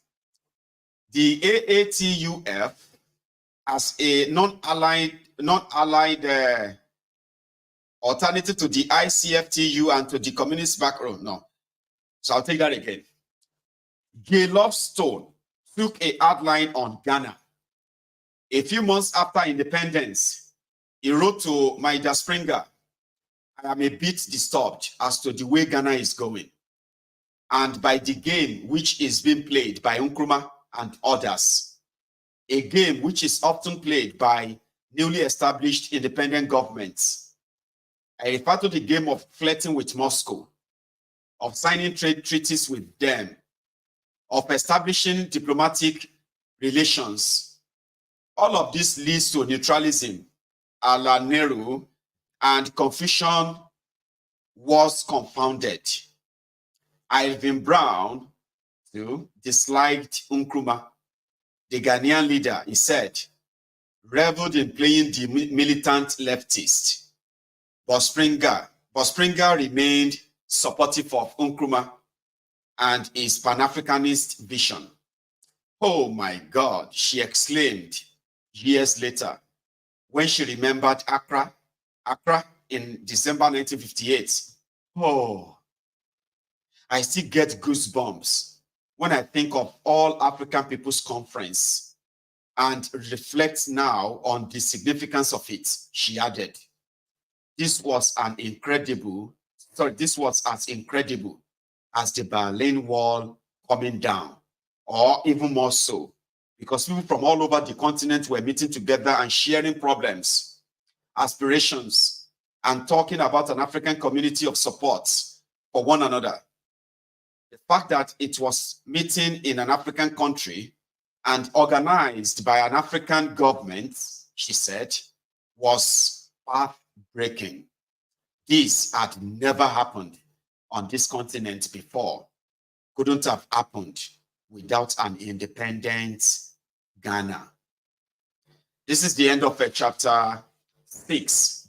And the chapter 6 is also page 81.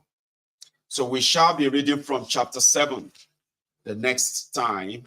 And this is how we are going to slowly but surely read this. I'll catch up on this entire book, catch up on the history, learn from it, and hopefully become better afterwards.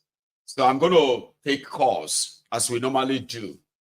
This time around, it is the brunch time where Doyin Okupe, what do you call him earlier? Doyin Okupe. Somebody said Agbako. No, it should be Okupe. So Doyin Okupe compared thiefnubu to Jesus Christ, that he came to sacrifice for all of you Nigerians. So I will take a short break. And when I get back, I will take calls. It's up to you now. Alhamdulillah. Alhamdulillah. Alhamdulillah. Alhamdulillah.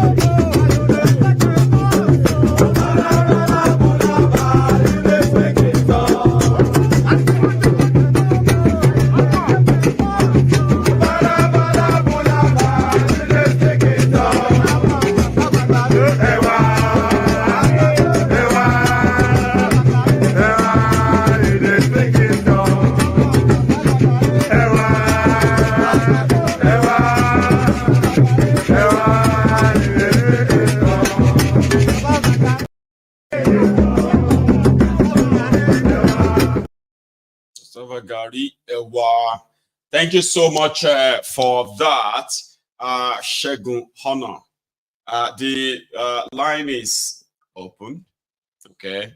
So I was trying to get that back up earlier, but I was battling with it.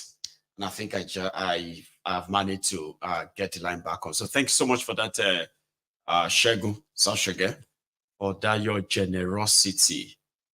Very kind. Thank you. So yes, to those of you who have, or you are just waking up to this, okay, let me see if I still have it as a refresher, so that some of you can, okay, I think I got rid of that earlier. So I picked something else up as well, and it was the recorded or reported demolition of people living under the bridges in Lagos as well. So I was going to share that later, but let me drop it now.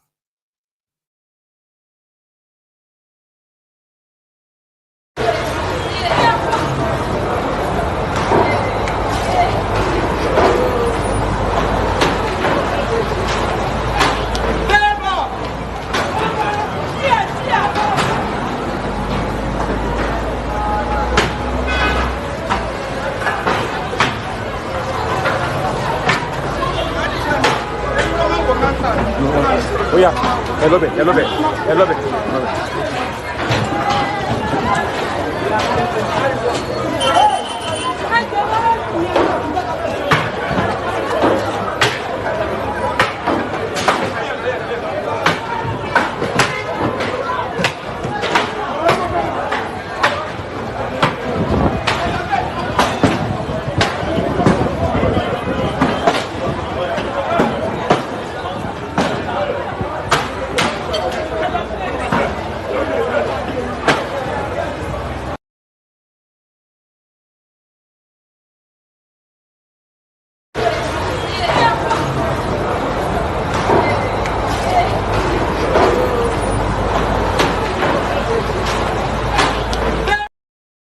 That's the state of what do you call it there? Okay.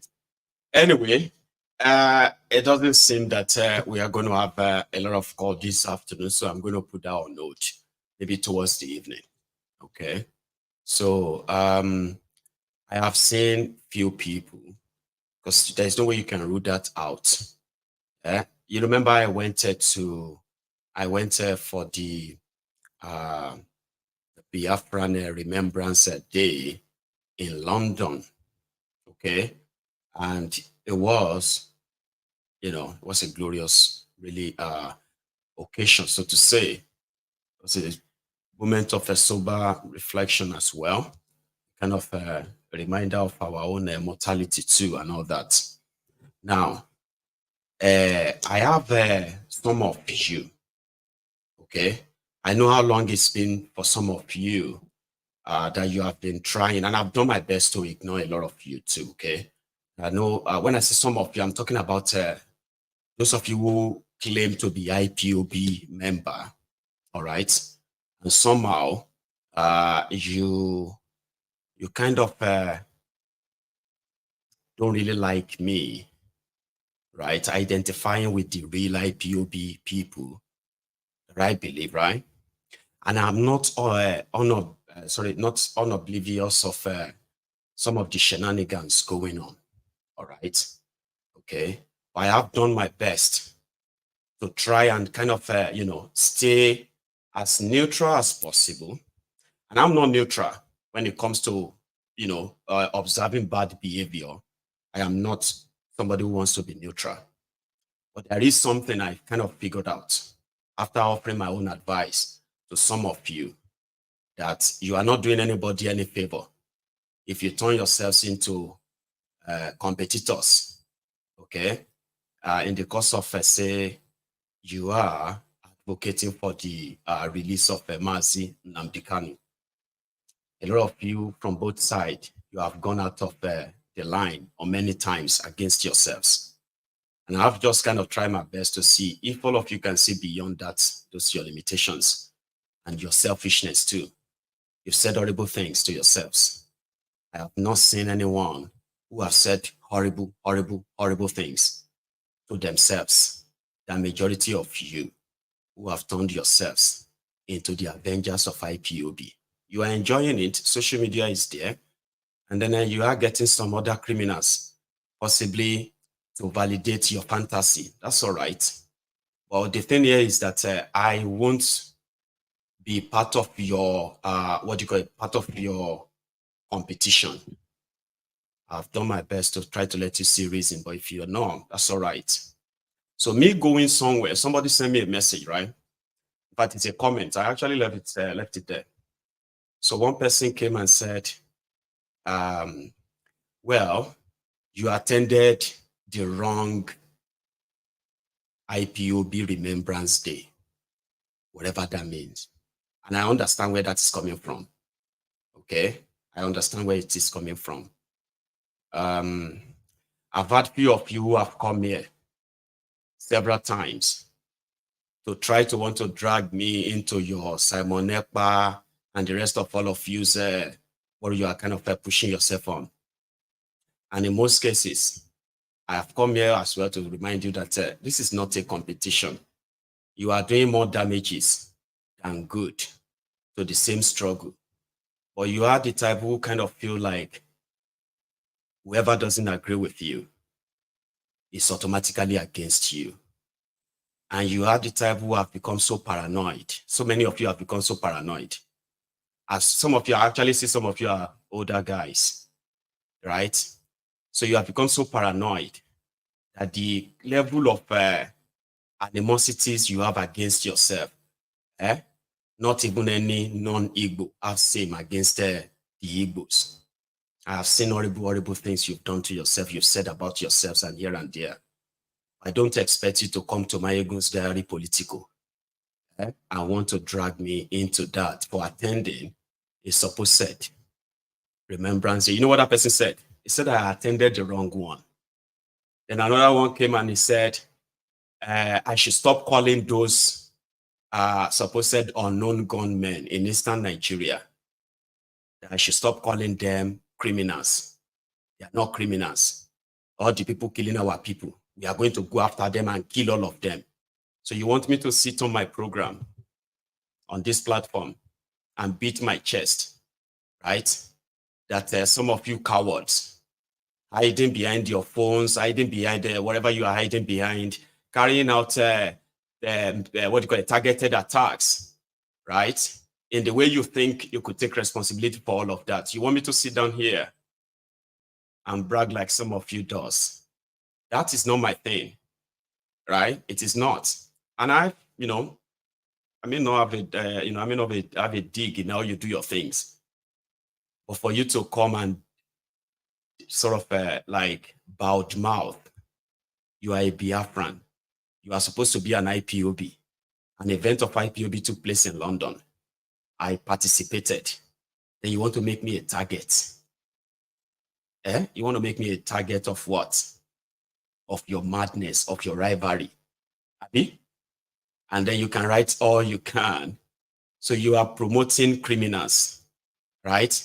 Who are doing all they can to help justify the, the state-sponsored genocide, ethnic cleansing that the Nigerian government is sponsoring.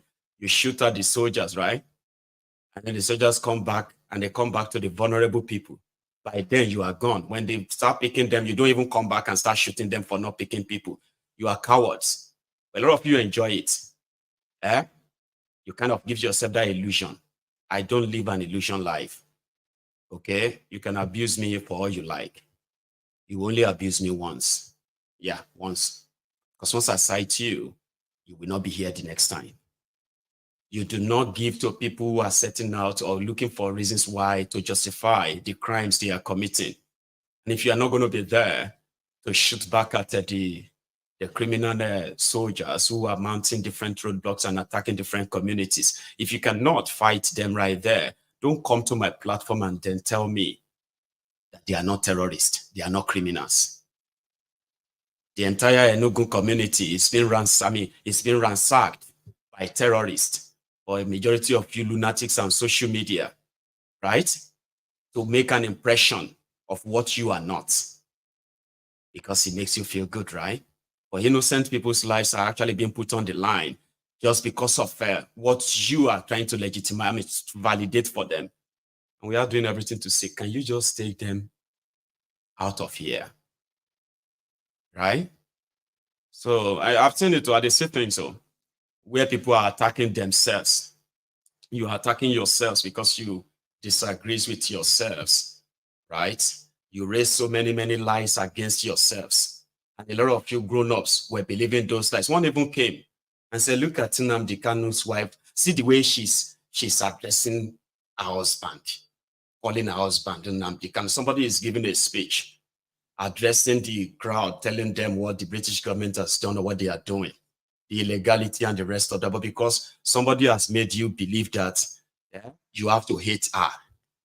And you, many of you grown-ups, right? On social media, you've called her different names. Anybody who tells you, please don't do that, you will attack that person. You start abusing them.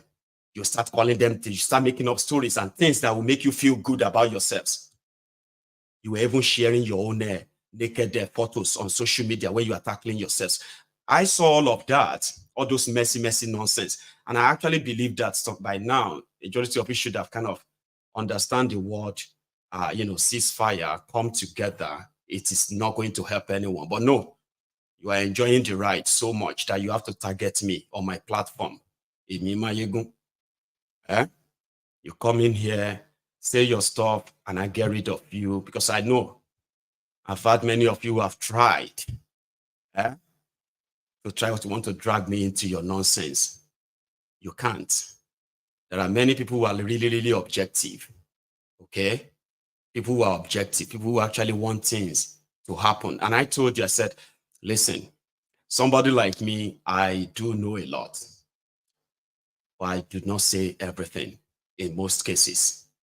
Because if you have to say something or do something that is going to negatively affect a cause that people have died for, people have been killed for, then you probably should have a second thought, like, let me do, let me talk, let me say, let me this or that. It's not always for everything.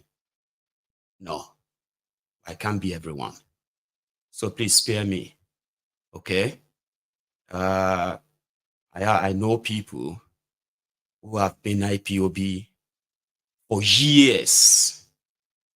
I have been one of those who have closely monitored the activities and the formation and everything of IPOB for over 10 years now. I am one of them. So if some of you now suddenly became passionate about the IPOB and the rest of that 2, 3, 4 years ago, or just when Nnamdi Kanu got arrested, then maybe you should probably have some certain catch up to do. So please spare me, okay? I know you can come here and say, you can say all the things you might want to say about the criminals in Nigeria and the rest of that, okay? But don't bring your IPOB, social media rivalry, cloud chasing, and the rest of that you all kind of so crave for. Please. Okay? And then my spanner men, when you see some of these unscrupulous miscreants in the commented section, please get rid of them. Okay? Thank you. Yeah, my line is opened. And let's see. I think I still have about 40 minutes. Let's hope I can probably take that in. I have a caller. Hello there. Hello, Mr. Maiyegun. Baba. How are you, sir? It's been, I think we share the same name. I'm also Olushola. Great. So we are namesakes. We are namesakes. So how can I even start? I've been an ardent listener for a very long period of time. Thank you.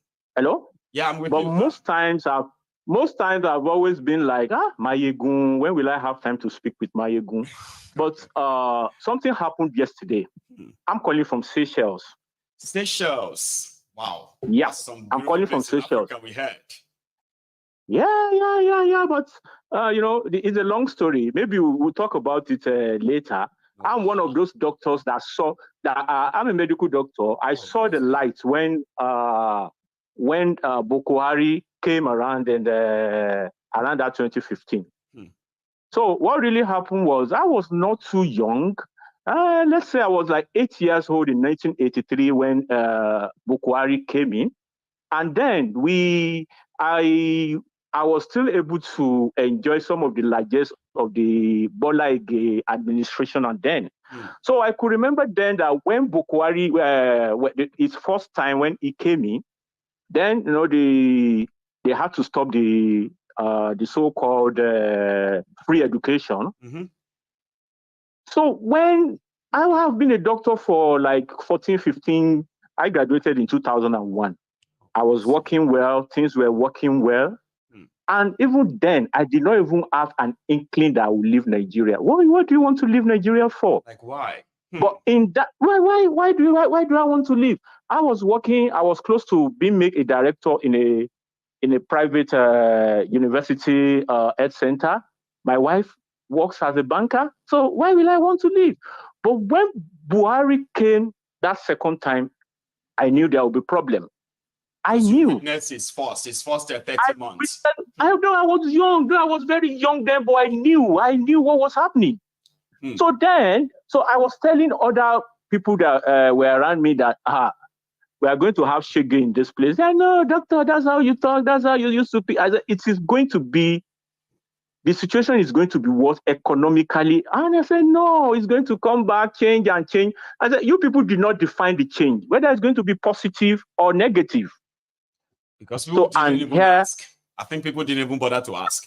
They just assume it's going to be a good change. They just assume it's going to be a good. It's going to be a good thing. And now, to why I actually called, since I'm working here as an expatriate in Seychelles, and I've been watching your program. There are actually categories of Japa people. Yes. That are not basically Japa. I call them semi-Japa. Semi-Japa in the sense that they are expatriate. They just come to work, they renew their own so-called contract, they go back to Nigeria or go back to Europe and come back.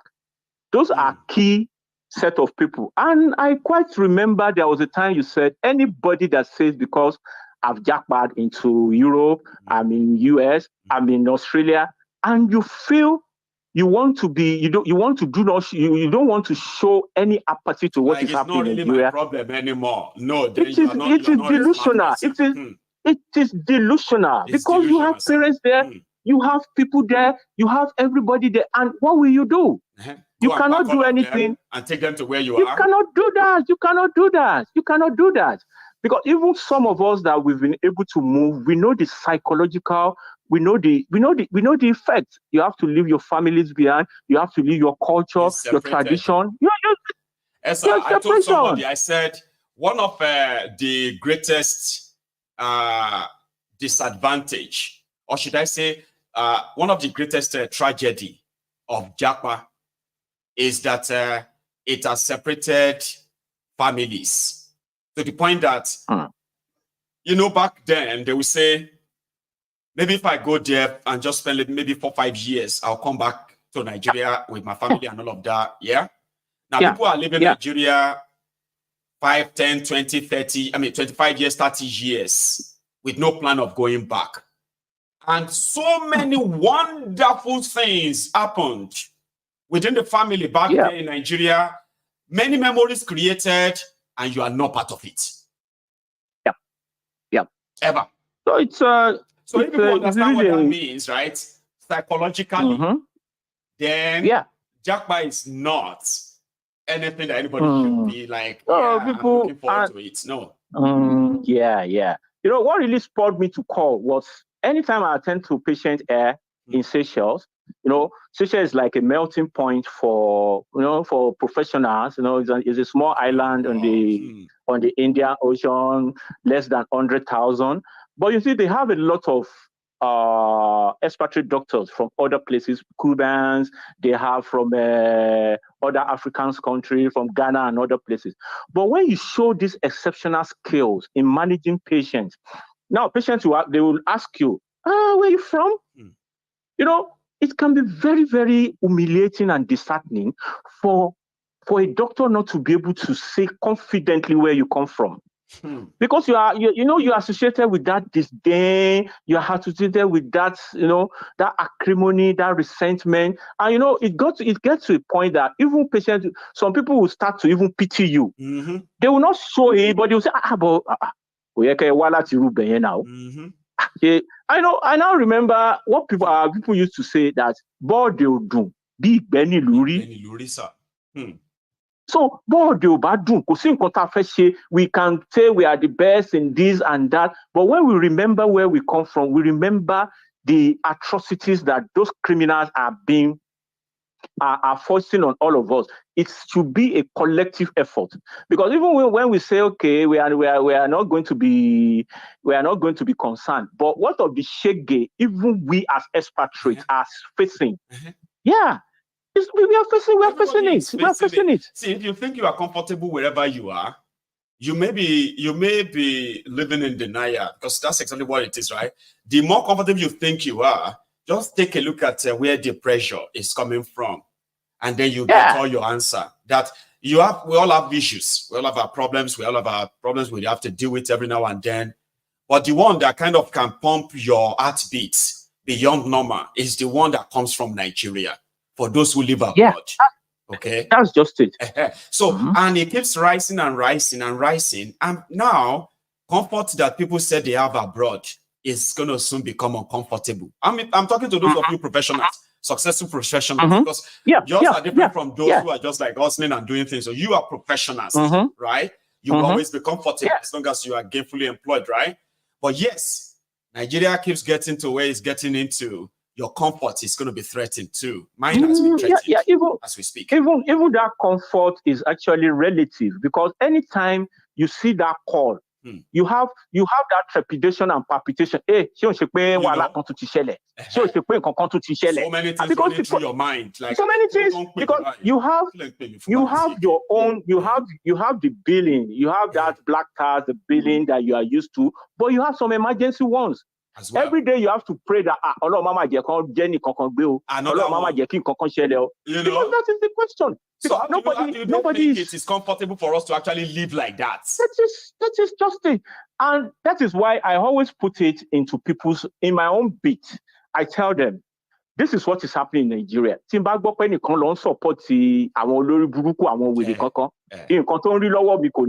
in my own little way, I try to give them, because what I've seen, you are giving education, you are giving awareness. And when we get to that critical mass, that spontaneous reaction is going to come, and the whole place will implode. It will. And then there will be solution. But we have to get to that realization, where that consciousness, whereby an average person on the street will be able to know that the weapon fashioned against them is not the one in the Bible. No. The weapon fashioned against them are these criminal leaders. Absolutely.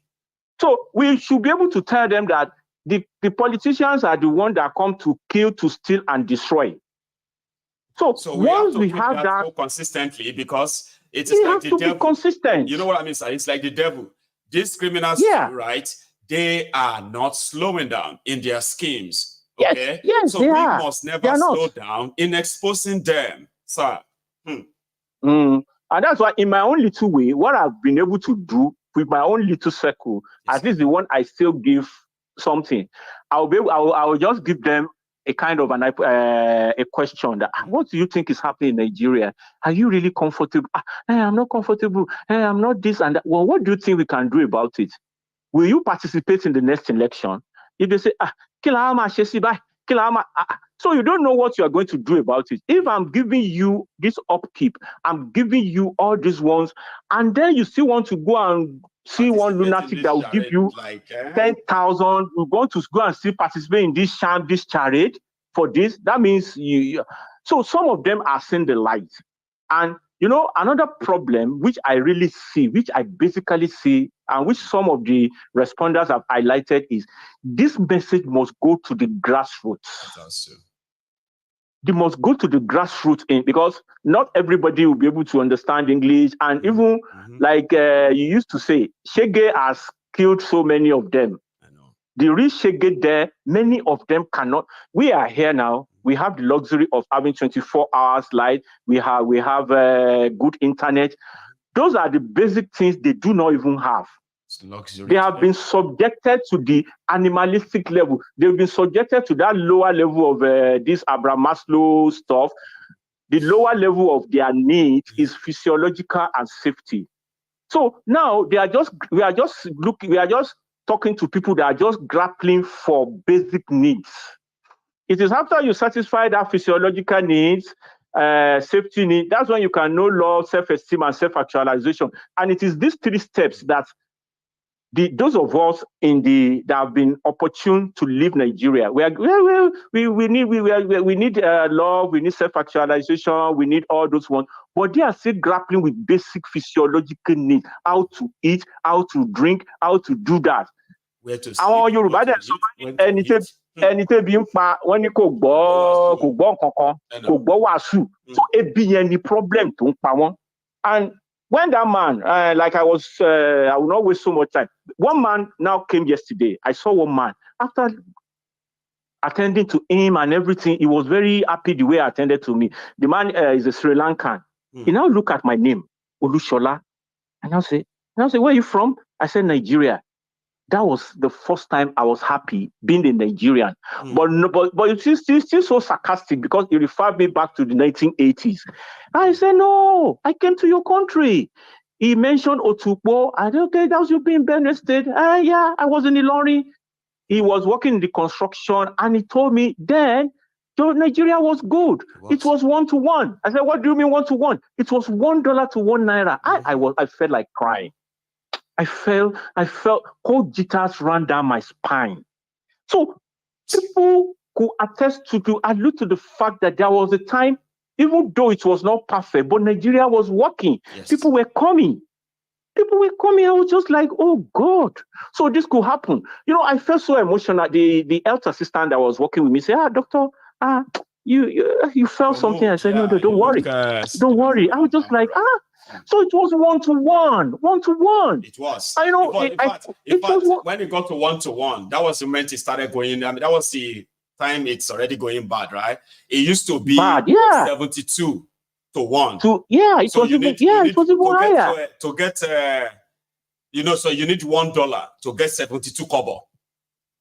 Sorry, you need 72. If you want $1, all you need is just 72 kobo. We get you $1. At the time, and then what do you call it? £1 to 1 naira. I mean, to 1 naira. Dollar was even smaller than naira in the 70s. But here we are. Yeah. So I know while discussing with the man, because after saying him, he said, "No, doctor, we need to talk. What is happening in your country?" And I said, "I have 4 issues, 4 basic problems." I said the number 1 is, we have imbibed this culture of classism, this individualism. Yoruba will call it So we have this issue of empathy, selflessness, and everything. We have imbibed it as a society. And I said another issue is kakistocracy. One of the, I think I was listening to this expose, this white stuff, this colonialism. One of the lasting legacy of colonialism is kakistocracy, which is we always maintain that we have the worst of our society in leadership. That is kakistocracy. And if we have this kakistocracy, there will be a spawn in the hand of those colonialists. And many people think we are under neocolonialism. Even Kwame Nkrumah said, after getting the Ghana's independence, that neocolonialism is coming, and that is the worst form of colonialism, because we think we are free. They've given us our flag, but our economy is not free. That's what Malema is fighting for in South Africa. So they just give us flag, they give us a national anthem, one stupid national anthem that one crazy old man has even gone back to the colonial one. And I told him the third problem is Stockholm syndrome. We love our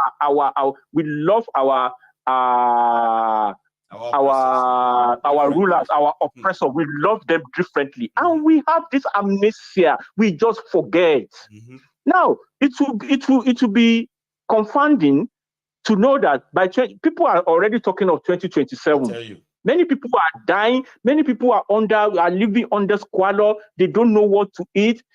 And you know what somebody said? Of 2027. One of them said, I think it was online, okay? And after Confessor Soyinka's Miss Yan and all of that, okay? So everybody is responding this or that, including me and all of that. Then this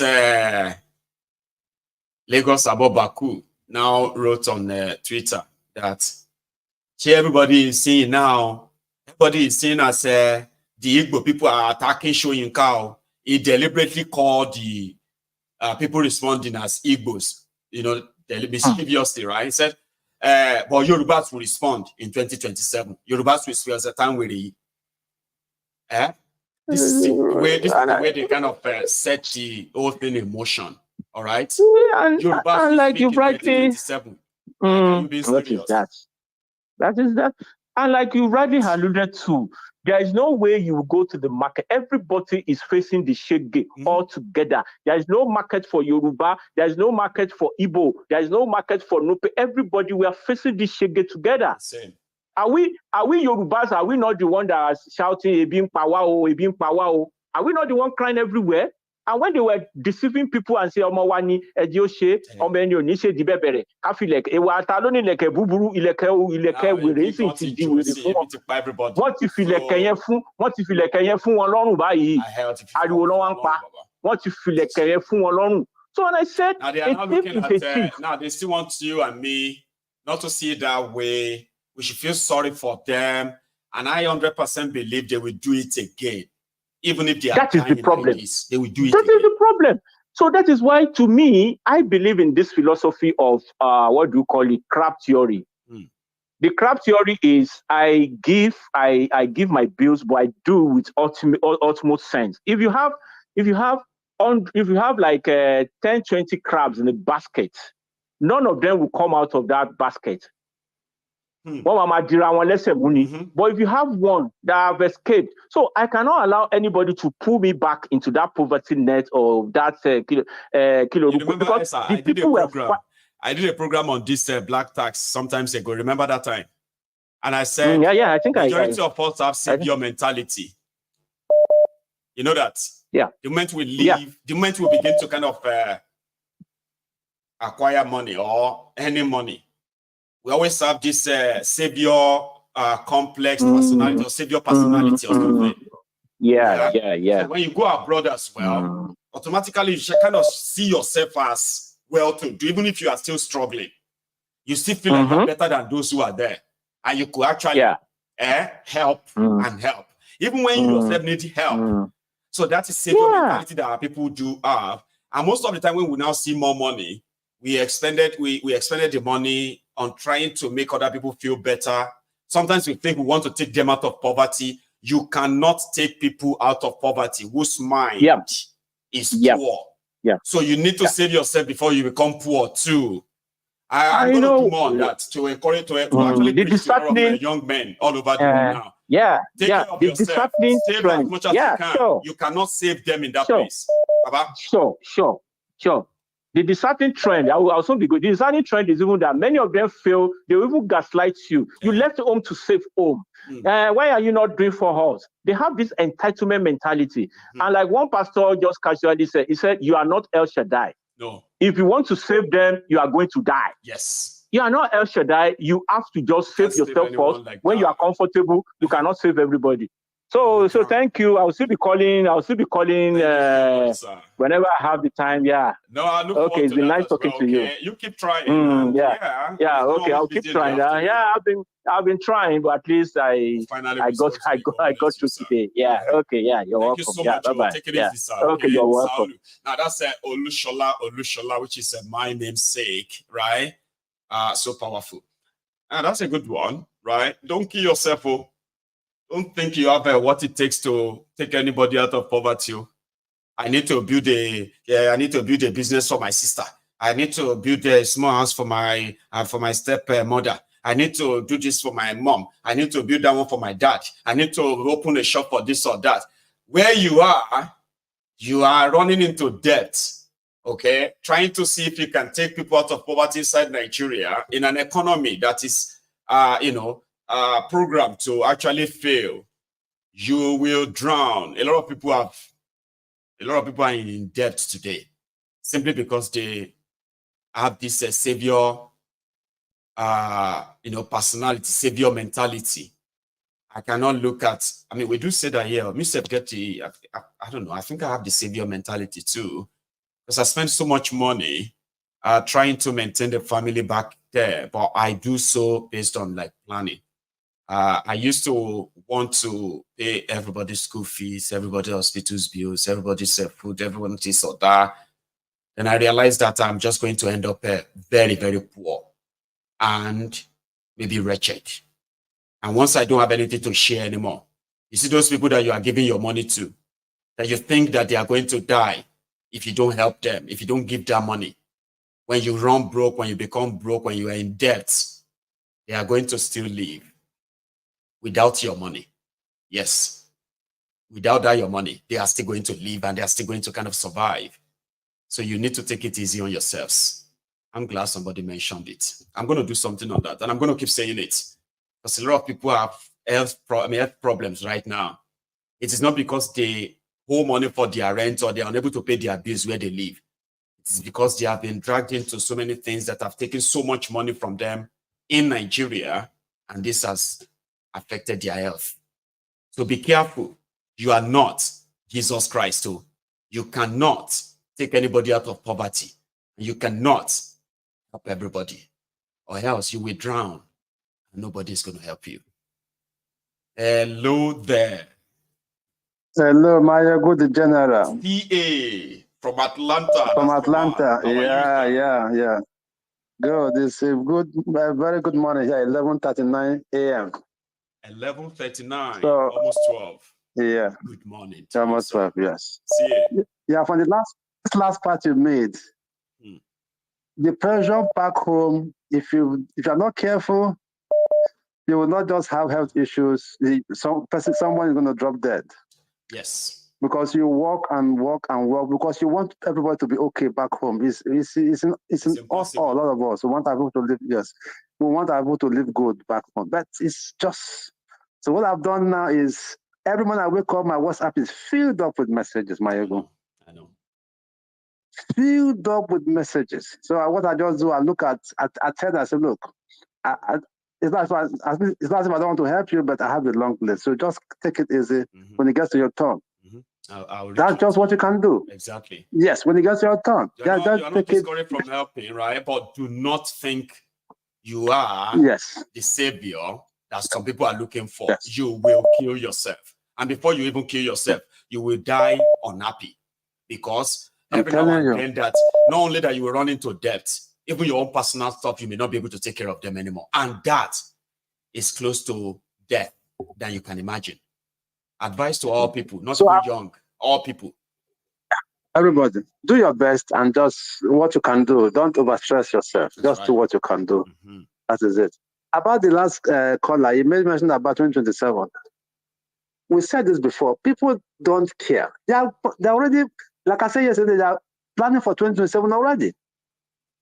And they're still going to vote the same people back in. You see those people crying now? They're still going to vote the same people back in. Do it again. Exactly. Some will tell all you need to do is just they don't want to raise their votes because nobody can defeat him. So that is why they just have to kind of follow him and all of that. Then 2 months later, they will come back here and say, "Being power, all you need to do is just dangle something in front of them. Something shining in front of them. Oh, yeah, maybe like this constitution, whatever, like I told you yesterday, that dangling to Nigerians. This is my regional government. There's no regional government anywhere. There's nothing. That is a 2027 plot. That's a 2027 plot for people to say, well, I told you this guy might work. Do you know that APC Ekbekegbe said they were coming to do restructuring, right? Yes, before now, yes. Yes. So when they now came in, Bokwari said, what is restructuring? Shittiman said, I remember. Restructuring my put. Then immediately 2019 election was coming. They now put El Rufai and some few guys as APC restructuring committee. Committee. And those ones now said they are visiting everywhere to now discuss about restructuring before 2019. After 2019, nobody can, even me, I cannot tell you 3 people inside that committee. I remember Rufai as the chairman. I don't remember other people with me. Their report, their restructuring report, dead. So these guys will bring something like that up too, and the gullibles will swallow it. They'll swallow it. All they need to do is they'll not pay someone in their house. The person will raise the motion in their house. And they'll say, they start debating.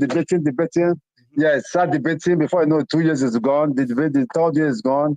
As if they're making progress. Election is here, and people will jump and vote. As for what the last caller said about the dollar, I was a kid when my dad went to Sweden in the 70s. My dad came back from Sweden. He got a job in Sweden. And they say, come back to Sweden. In fact, come to Europe and work as an engineer. My father said, Nigeria is good. It's comfortable here. What is he going to do overseas? My mom said, let's go. Then, my mom said, let's go. My dad said, no. Maiyegun, after 2 years, Babangida banned the importation of wheat. He made the Babangida ban the importation of wheat. My dad lost his job. And that's the beginning of our problem. Everything, just one policy, one government policy, change the life, change our life. Generations, yes. I don't know if you remember, you might be too young then. He changed, he banned the position of wheat and said we should use corn and other things for bread. It's still there. They are still doing it till today. That's why they give the license to Dangote and then just Dangote and Bua. Yes. Today they control After they banned the wheat, my dad worked in a factory, flour mill, that used major sources wheat. So they have to lay off workers from manager. My dad was the manager. Everybody was laid off, and that from then we never recovered as a family. God damn it! I'm telling you, one policy, one single policy. And do you know that government. It was also under that same the year before that of Buhari? Usually, people like your dad, yourself, your dad that was working there, right? Yourself, your mom, everybody, right? If you wanted to go on holiday in the UK, all you have to do is he will just buy the tickets, right? I said, and all of you will just pack your bag. As if to say you go Port Harcourt from Lagos. You just pack your bags. There was no visa, nothing. Until no visa, nothing. Yeah. He came back. My dad came back with some dollars, some quarters, and some paper note dollars. Maiyegun, we are playing with the coin in the house, dollars. We are playing with it because it had no value. It had no value. I remember taking some quarters up to about $5 worth. As I went to the Malams to sell it, they bought it to melt it as aluminum dollars because it was 72 naira to $1 then, or something crazy like that. It had no value. Yes, it had no value. It's still there. It has no value. I saw somewhere where they were like, I think the naira was so strong, right, that the Nigerian exports on agriculture alone, is like times 10 of what crude oil could give to Nigeria. If not until the Gulf War of 1991, 92 or so, that Nigeria actually made so much money, right? From crude oil. It's called the $12 billion crude oil windfall. There were agricultural produce in Nigeria that were earning Nigeria billions of forex, commodity exchange, commissions here and there at the time. Then they ban export of Nigerian agro food and then importation of wheat and this or that, and everything collapsed since then. Look at Nigeria now. See it. Maiyegun, you didn't tell me that your pastor friends are all jackpot to overseas. Which of them did you meet? You didn't tell me that your friends, Kumuyi and Adeyemi, they jackpot already. I saw the video. I was like, really? It is Adeyemi that is currently, that one left last year. And he said it's because the wife, they were having this dream that something was going to happen to them in Nigeria. And that was why they had to leave. So every Sunday, the members of his church, right? They start church in Oregon, in Lagos, and Abuja. So they will connect. He will connect with them through Zoom for the morning's devotion and service and all of. They've been running it now, CA, since last year. You just didn't know. I didn't know. Even they say Pastor Kumoyi and the wife too. They are not based in London too. Well, somebody said that, but it was like an old video. I saw that. You see that video? You see that? Have you seen that video of Kumuyi that he was talking about them relocating to London to do the work? Yeah, right. That was August 2015, just about 3 months after. And I said, how did I miss this? Did Maiyegun didn't pick this up or what? Or how did I miss this? But it's an old one, so I didn't want to kind of use old video. And then you people are too smart for here. So yeah, so that's why I'm like, I could start now. People will be like, Maiyegun old video, and I would just be like, fuck, and I've already done that means I didn't do my research well. That kind of why it was when I was doing my research on the video, right? Then I discovered that it was uploaded 9 years ago on YouTube. Somebody lifted it up, and it seems to be kind of relevant to this discussion today, and it just went viral. And a lot of people just believe that Kumuyi has relocated, but that was 9 years ago. I was wondering, say, how did I miss this news? Okay, now it makes sense. I would have brought it now, trust me. Now. But I don't want to bring it here, and somebody in the audience will be like, Maiyegun, this is a 9 years old video. I'll be like, and you know what that does? CA. It begins to kind of place doubt in the mind of like, oh, maybe this guy is your credibility. Yes. Maybe this guy is not even like what we think he is. So I hate that.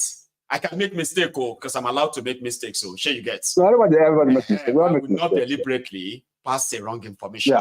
I won't. Yes. But thanks. Thank you, Maiyegun. Thank you very much. Take it easy, okay? Thank you, sir. Because that's something, okay? If I want to do propaganda, right? I will use the right information to do propaganda instead of making up something. Okay, that it makes one look stupid. I hate lying in that regard. It was my late grandpa that told me that anybody who likes to argue, if you are the type who like to argue, we don't agree for anybody. Then you have to make sure that everything you involve yourself, just do as much as possible. Okay. To stay above board. Okay? Don't do something that you are going to have to lie. And then when they kind of discover that you are lying, and they know you are somebody who is always very strong-headed, you see how your face can't drop.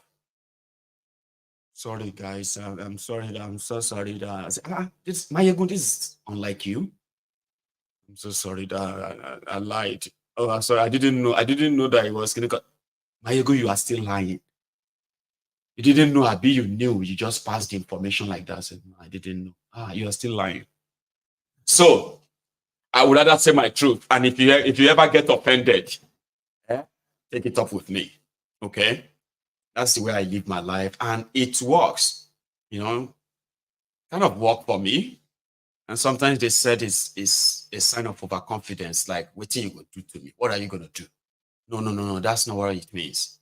Okay? It simply means that I am willing to face whatever the consequences are for my action. And that's why I'm always very careful before I act. So I don't find myself in that position where I will have to say sorry. Or I will have to prostrate please, sir. Ododi. So kakanye. I would rather be very careful never to find myself in that situation. Okay? So that's why I don't pass on information that I know. I actually do my own my deep background check on every story. Because when I come here, I want to talk about what I found. I want you to understand what I found. And I actually want you to not just understand, I want you to feel what I found. And in that process, right, you could own it too. You get? Like you can easily just say, man, the way Maiyegun is reacting is the same way I'm going to react. Because I understand what Maiyegun is, So that's why I didn't pass that information. I would have used the video for just a fun part of it by just bringing it on and say, oh, look at Kumuyi so years ago. But it's not really useful for some of what I would love to discuss, okay? Meanwhile, I am going to leave us now. I'm going to go put the replay from last night on. So thank you so much, everyone, for this afternoon. I am going to see you later. But please, if you are just joining us, do like this or share it if you haven't. Okay? And good afternoon. everyone.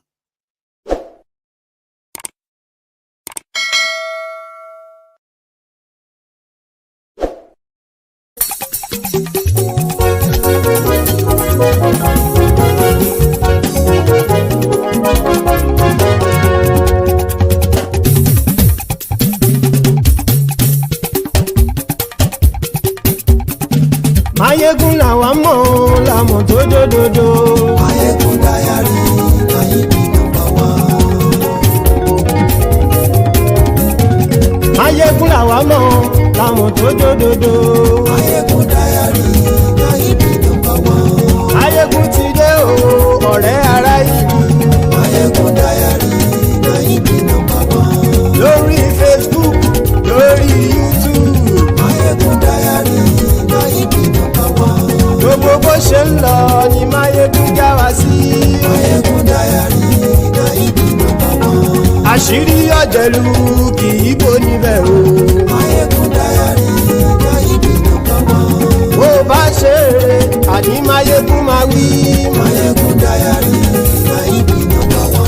Ó sì tún ṣe eré wàá gbọ́ níbẹ̀ o. Maiyegun Diary Nayibi #1. Maiyegun Diary political. Maiyegun Diary Nayibi #1. Godfatherism kò sí lọ́rọ̀ Maiyegun. Maiyegun Diary Nayibi #1. Ẹ farabalẹ̀ sẹ́ o kẹgọ́rọ̀ lẹ́nu o. Maiyegun Diary Nayibi #1. Àní Maiyegun làwa mọ̀ tó dòdòdò. Maiyegun Diary Nayibi #1.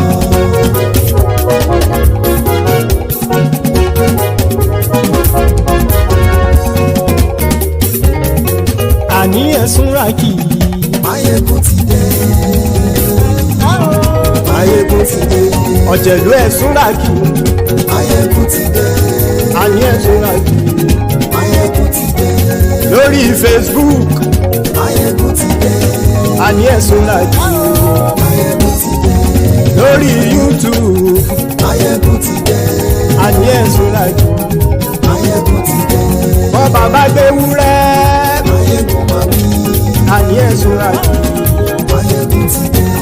Ijó ìgbádìyẹ. Maiyegun máa wí. Àní ẹ̀sùn ràkì. Maiyegun ti dé. Pẹ̀sìdó bá rúfin o. Maiyegun máa wí. Àní ẹ̀sùn ràkì. Maiyegun ti dé. Kí gómìnà kówó jẹ. Maiyegun máa wí. Àní ẹ̀sùn ràkì. Maiyegun ti dé. Ọlọ́pàá tí ń darí bá. Maiyegun máa wí. Àní ẹ̀sùn ràkì. Maiyegun ti dé. Aṣòfin tí ń rúfin o. Maiyegun máa wí. Àní ẹ̀sùn ràkì. Maiyegun ti dé. Òpùrọ́ olóṣèlú. Maiyegun máa wí. Àní ẹ̀sùn ràkì. Maiyegun ti dé. Ọ̀jẹ̀lú ẹ̀sùn ràkì. Maiyegun ti dé. Àní ẹ̀sùn ràkì. Maiyegun ti dé.